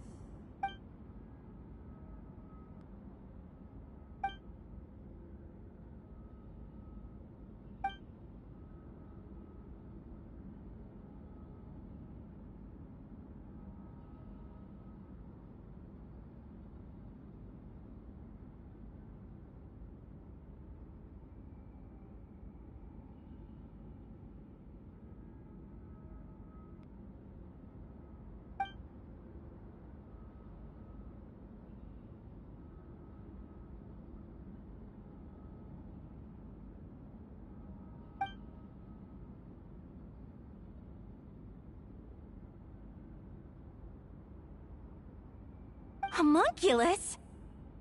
Are you trying to insinuate that I'm some kind of... homunculus? Because it looks to me like the artificial one is standing right there.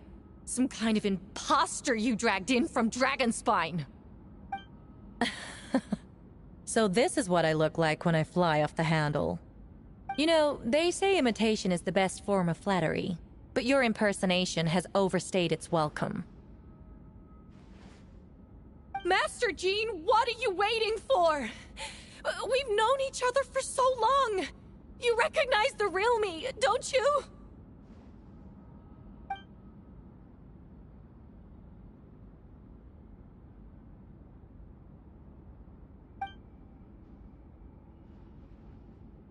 That means nothing. By that logic, I could just as easily accuse the albedo in this room of being an imposter. How do we know he isn't the fake one? A cold-blooded killer who replaced the real albedo long ago. Then, how about something only the real Hertha would know? The longest scar on my body. The knights who fought alongside me that day should remember where it is. I remember. Let's hear your answer. I'd like to hear Miles' answer first. Huh?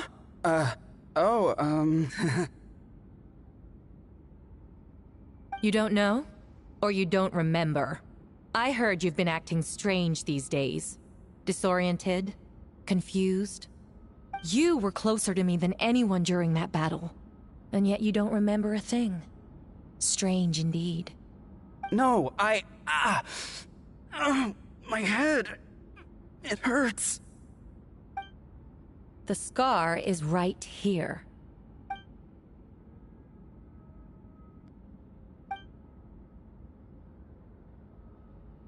Albedo has done a lot of research into beings like you. If you deny it, then show us your arm.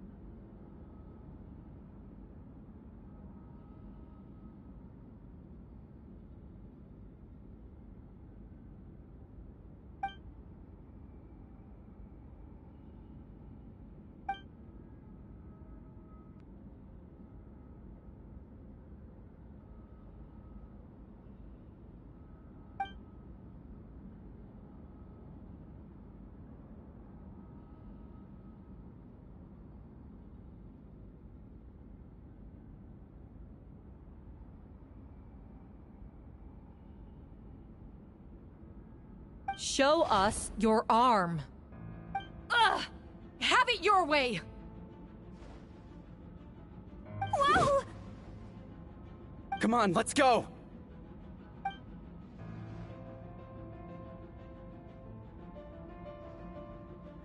Hey! They're shielding the imposter!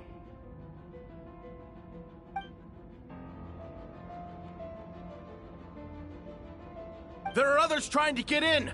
Must be more people under her control! Time to get moving, everyone. Whoa! She just leaped across the room! After her!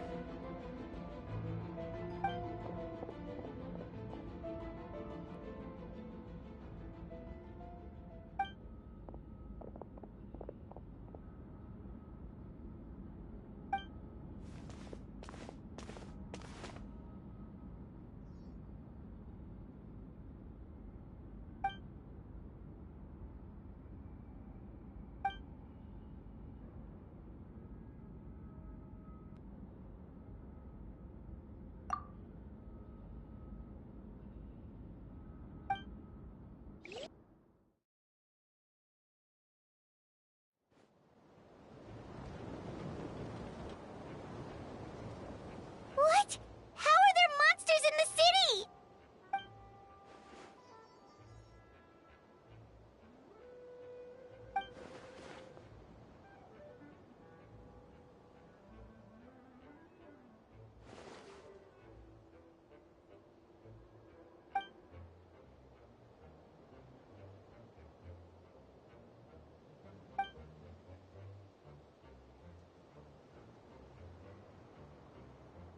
Of course! Where's our first step?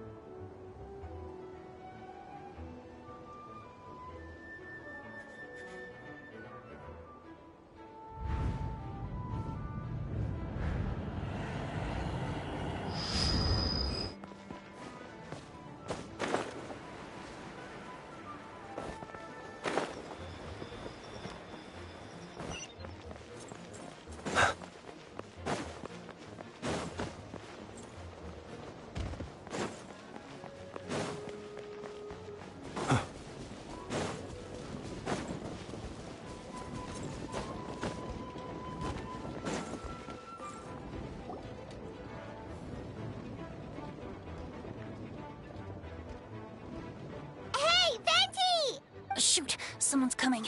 Help me! Please! Someone help me! What's with the freak out? It's just us! Ah, perfect. I can drop the act. I agree. Although, it's been a while since I dealt with... Haha! Just what I wanted to hear. So, these two know the other's identity then? Monsters started surging in from Dragonspine during the trial. Still, I never expected those... Wait, so what about the map?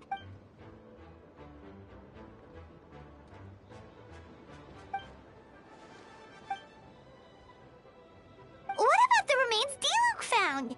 Did they belong to one of the victims?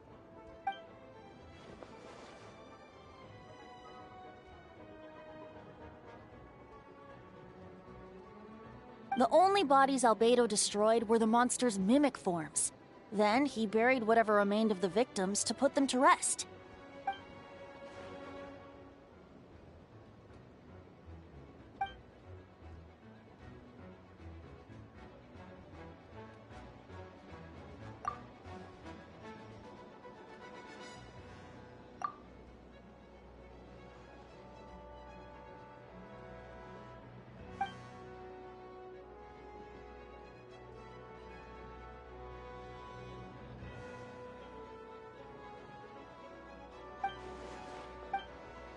You saw it for yourself, didn't you? Durin's power remained... Wait, so... what do we do? That's why I'm here. It would make me look bad if I just...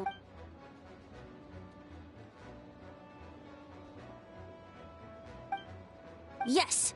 So, if there are little... Alright, this should do it.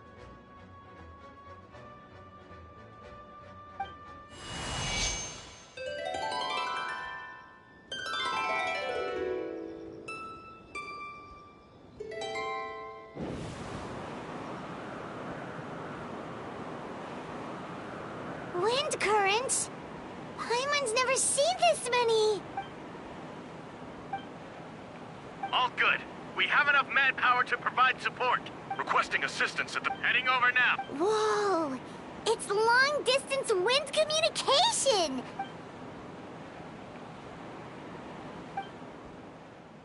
Actually, if you face away from the current and whisper like this, no one can hear you. No wonder you're crouching down there like you have something to hide. You didn't have to broadcast that. Huh? That voice. Venti? Is that you? Oops. Oh, you know, just a wandering guard calling for help.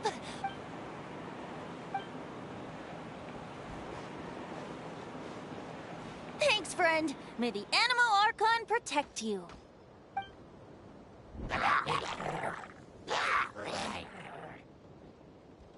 I've got things covered here.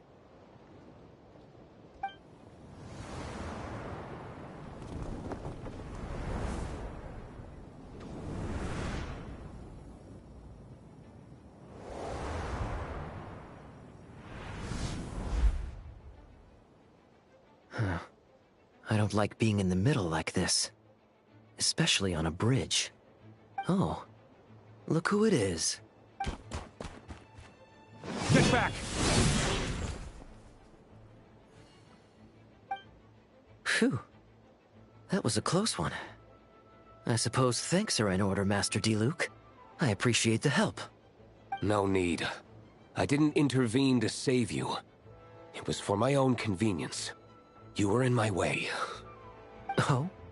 Well, let me get out of your hair then. I suppose we could work together, but you would just melt my ice anyway. Suit yourself. All right, tell me. When did you notice something was off? The first trial. Ah, because of the fake Hertha? No. Because of you. Me? What did I do? My defense wasn't passionate enough? No. You weren't nervous enough. Tell me then, Master Diluc. When do you think I actually get nervous? I suppose we'll see, won't we? Monsters, incoming. On second thought, best not to think about it.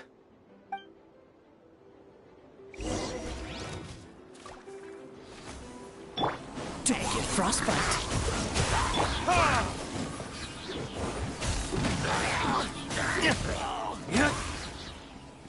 Burn!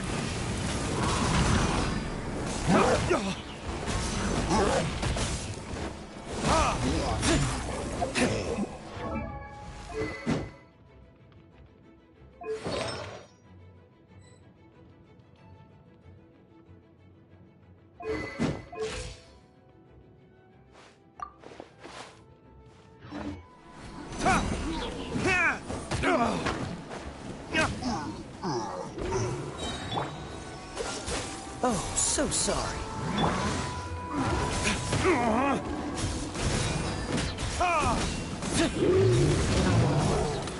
Time for retribution!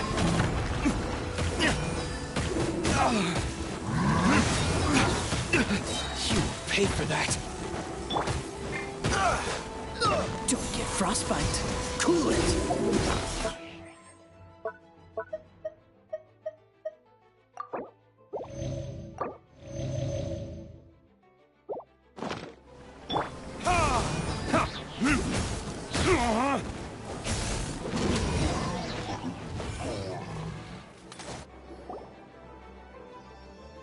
They're over there! Diluc, Kaya! If you had time to make it out here, I'm guessing the other areas are secure. What? We can't be here because we care? Maintaining control over the main road means maintaining control over the battle as a whole. You made the right choice. So what's the status over here? All under control. Don't worry. My trusty civilian volunteer and I have this area covered.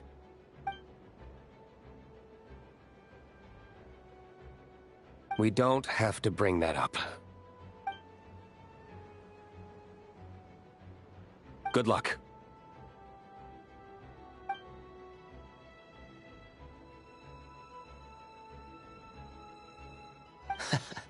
Believe me, he's had his suspicions since the first trial. I suppose it just didn't feel right to believe that someone who helped me in the past could be a cold-blooded killer.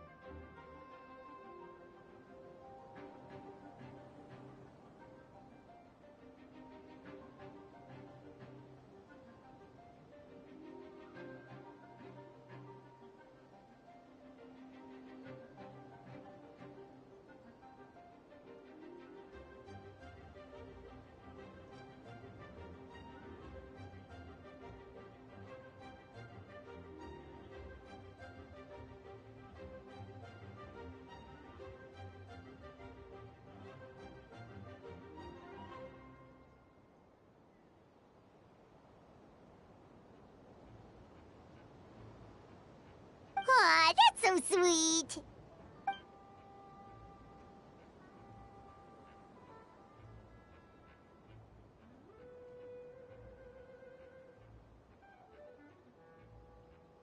Of course. Stay safe.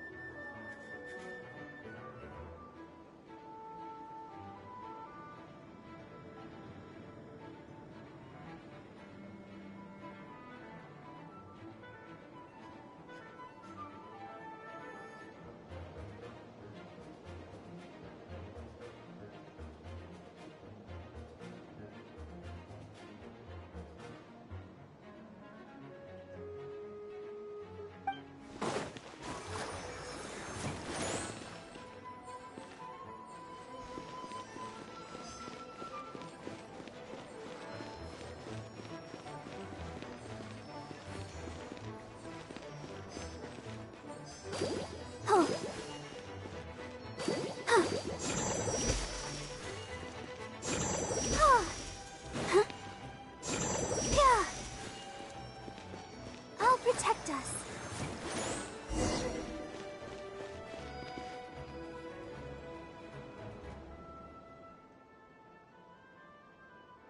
Thank you so much, Miss Barbara.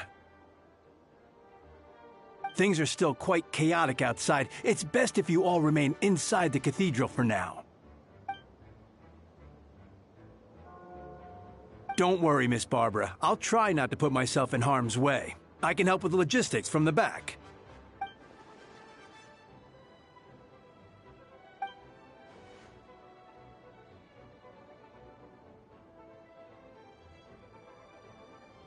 Of course. Thank you, Miss Rosaria.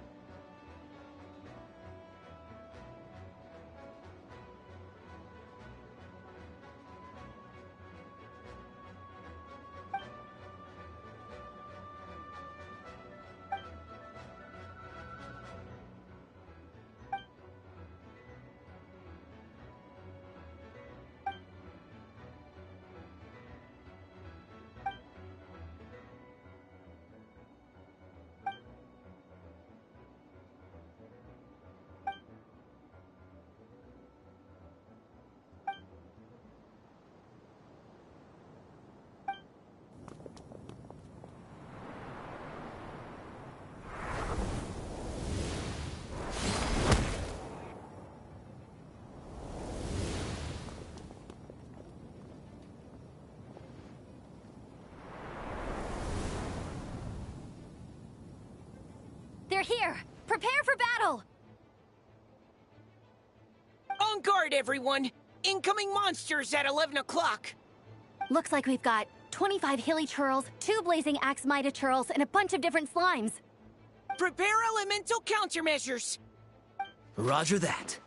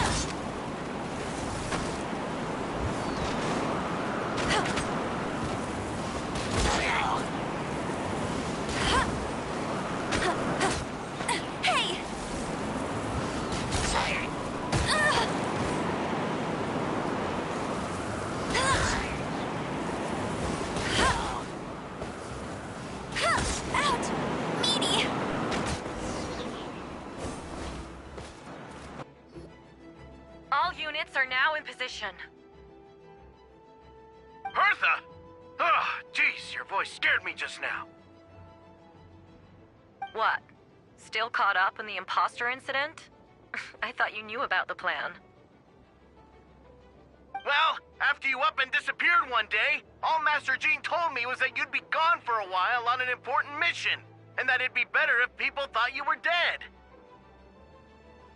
And then, what do you know? Someone who looks exactly like you appears out of nowhere 2 days later. If Master Jean hadn't told me about your mission, I would have fallen for it hook, line, and sinker. Yeah, that's quite a scary thought. I get chills just thinking about it. A monster replacing someone close to you, and you're none the wiser. Albedo! Are you okay? The trial wasn't too hard on you, was it? I'm sorry I couldn't be there. I was so worried. Same here. I thought it was all real at one point. I was in complete shock.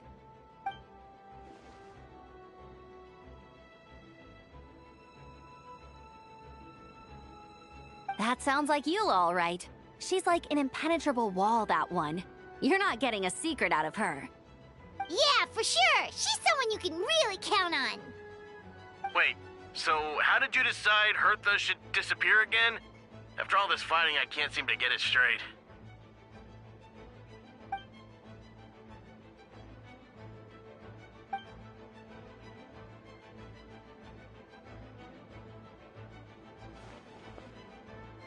Ah, so that explains the rumor that someone had fallen during a mission. Of course, it didn't take long for that to get resolved.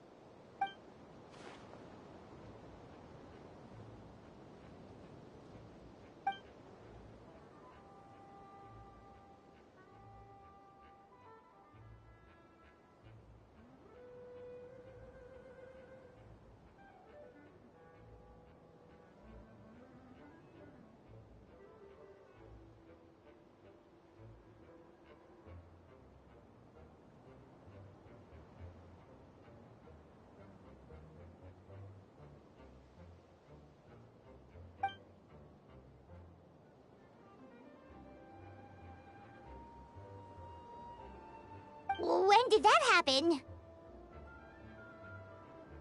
Over 6 months ago. Whoa, so this has been a long time in the making.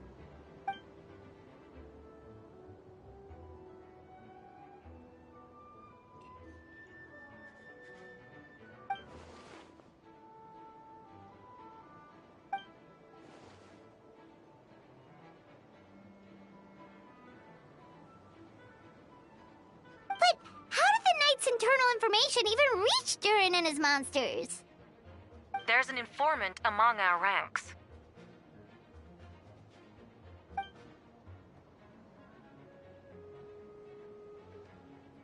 Honestly, this whole situation almost gave Paimon a heart attack.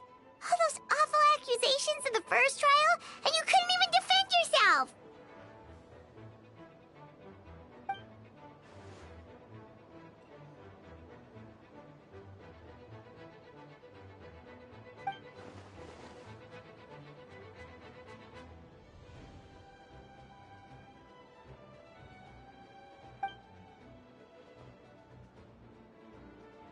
Yeah, I think...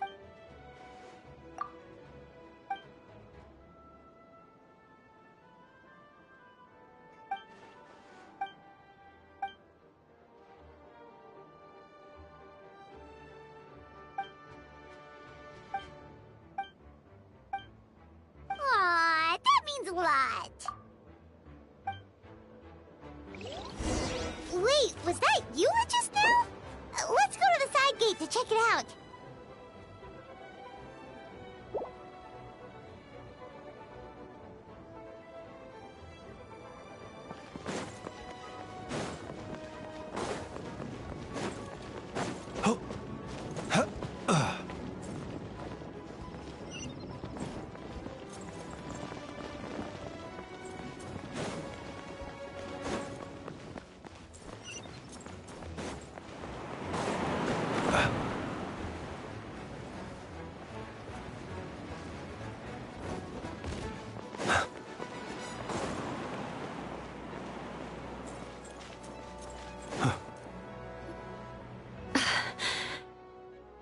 It's all my fault. I knew Clea was fast, but disappearing like this? I only lost sight of her for 1 second. How am I going to explain this to Albedo? Explain what? Albedo, Traveler, Paimon, what brings you here?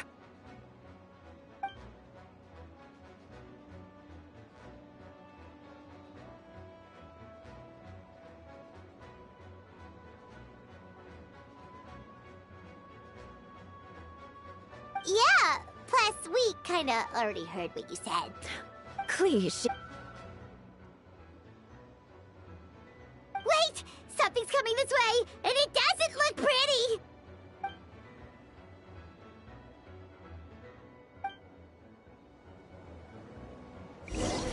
She was right next to me, and the next thing I knew, she ran off somewhere. I swear I only lost sight of her for a second.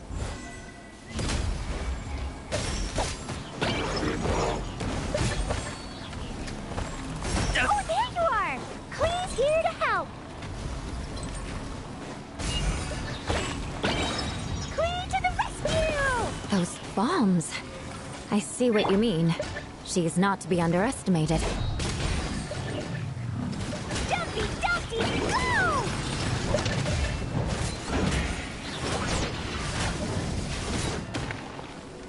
Shut her! Clee to the rescue!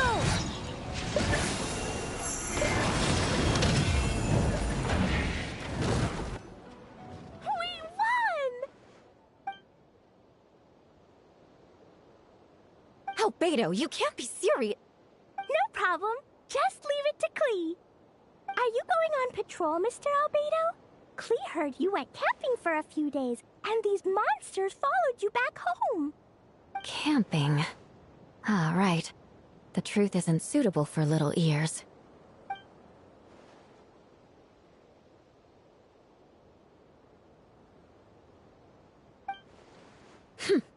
Of course. I place myself in your capable hands, Spark Knight. It would be an honor. Clee will do her best.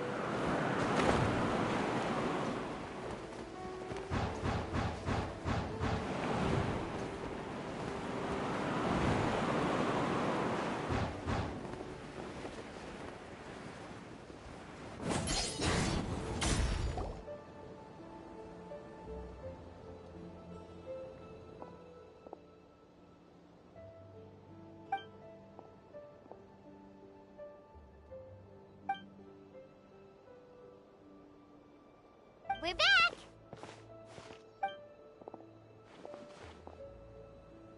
Amber? Yup, right as rain. We're back! Clee kept Miss Eula safe the whole way. That's amazing, Clee. Eula was lucky to have you.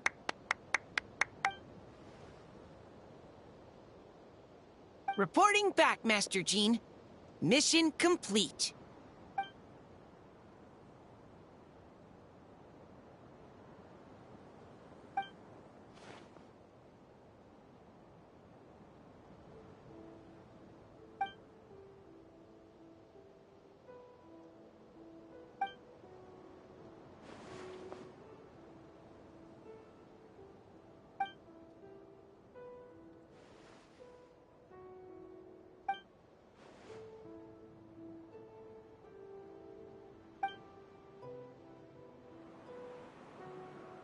Want to come with us, Clee? We can drink some tea and eat some freshly baked moon pies.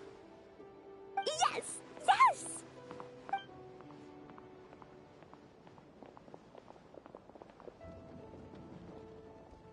Hi, everyone.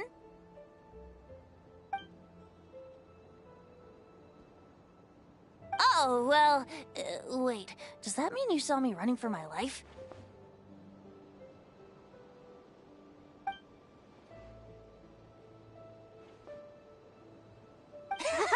Just kidding. But you're right. It was tough out there. I almost lost my hat to the wind several times. Of course. I was out on the city wall for quite some time. I heard all sorts of things. As for something notable, well, I picked up on anxious voices and a child's anger.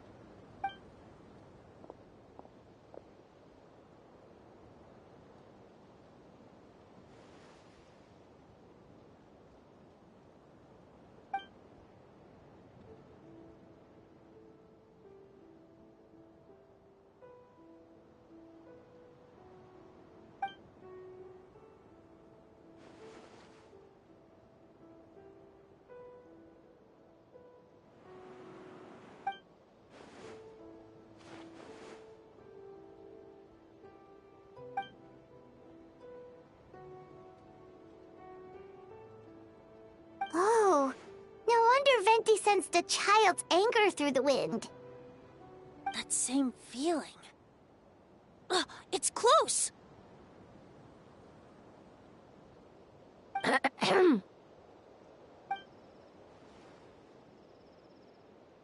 Oh, nothing much to report, actually.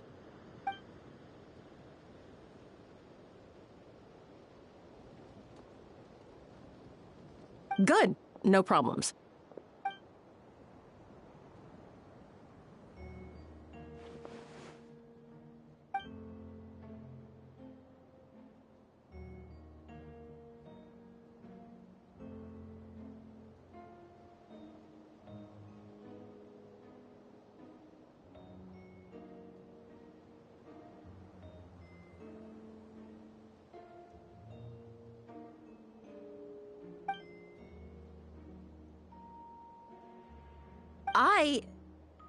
Ugh.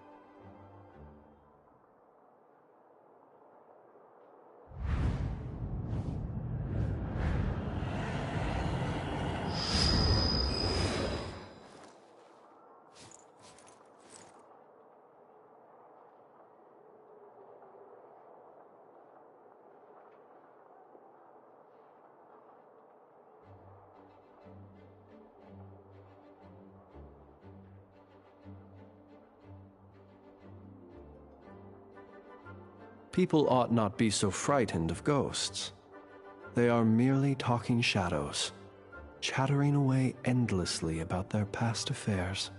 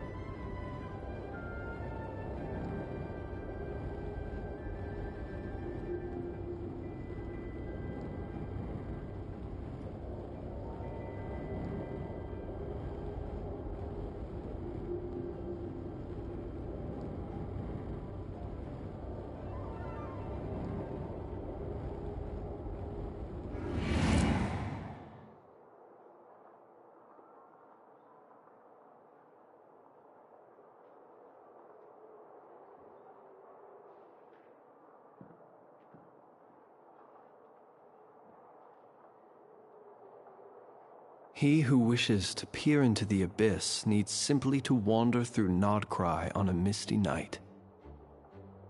The march of the Wild Hunt will be sure to drag him into the darkness.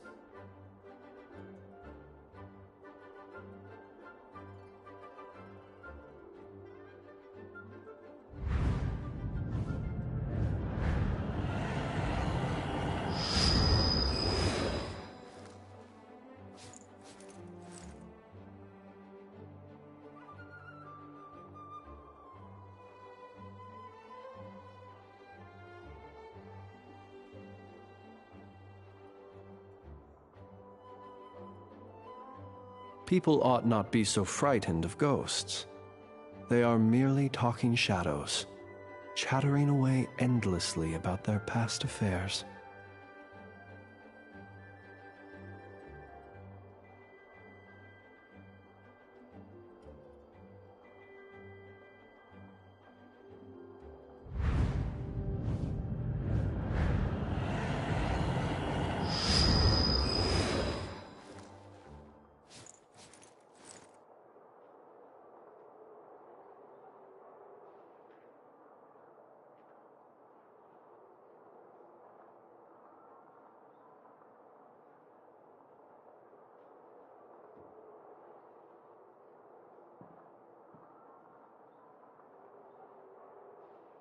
Let us have a modicum of patience for the richness and complexity of humanity.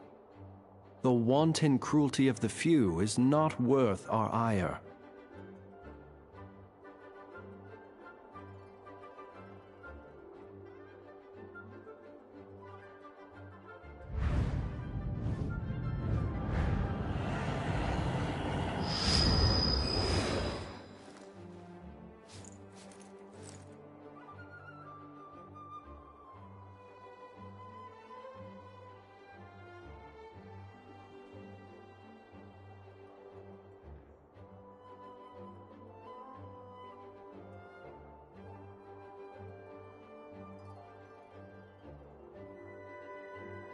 People ought not be so frightened of ghosts.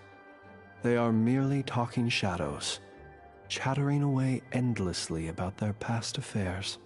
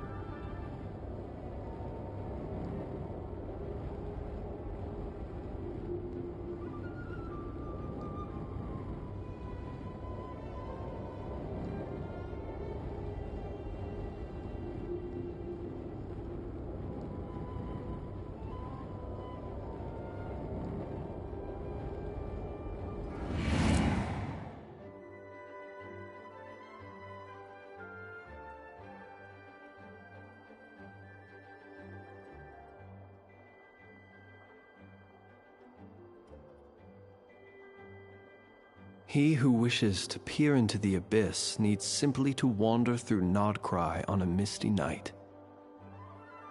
The march of the wild hunt will be sure to drag him into the darkness.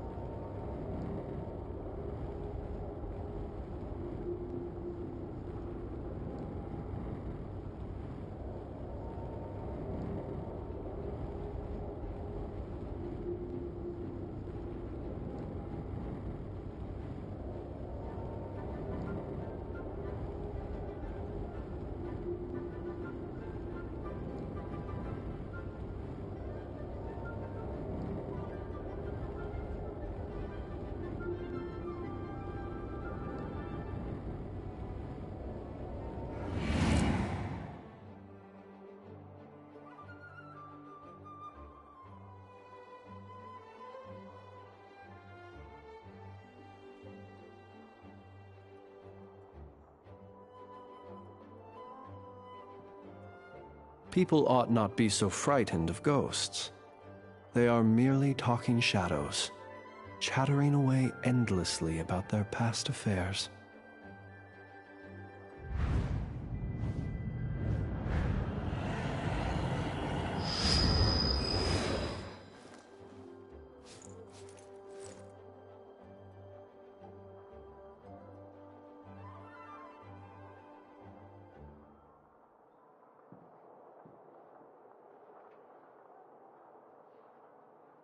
Let us have a modicum of patience for the richness and complexity of humanity.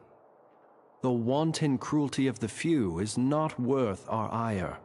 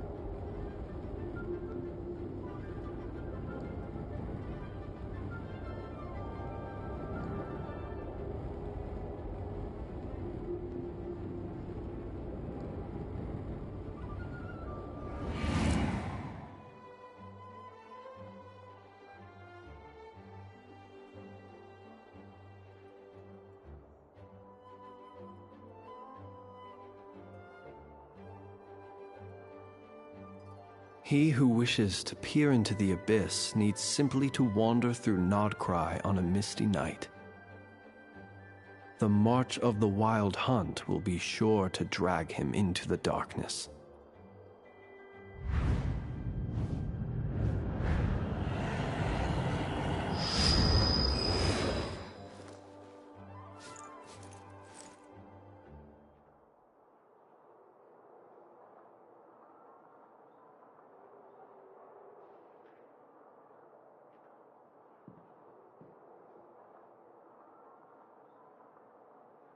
Let us have a modicum of patience for the richness and complexity of humanity. The wanton cruelty of the few is not worth our ire.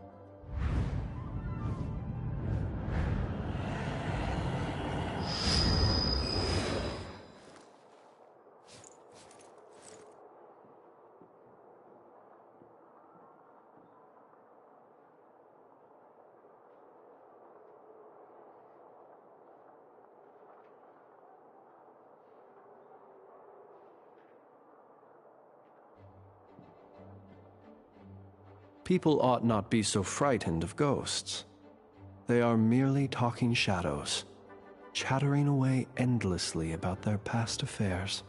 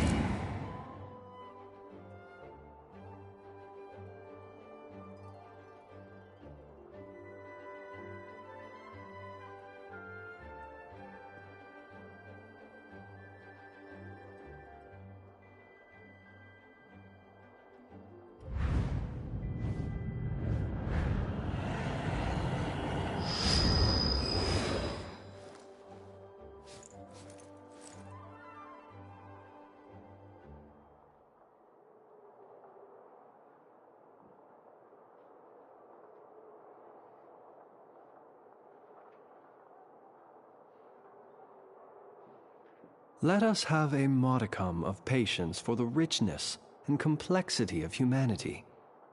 The wanton cruelty of the few is not worth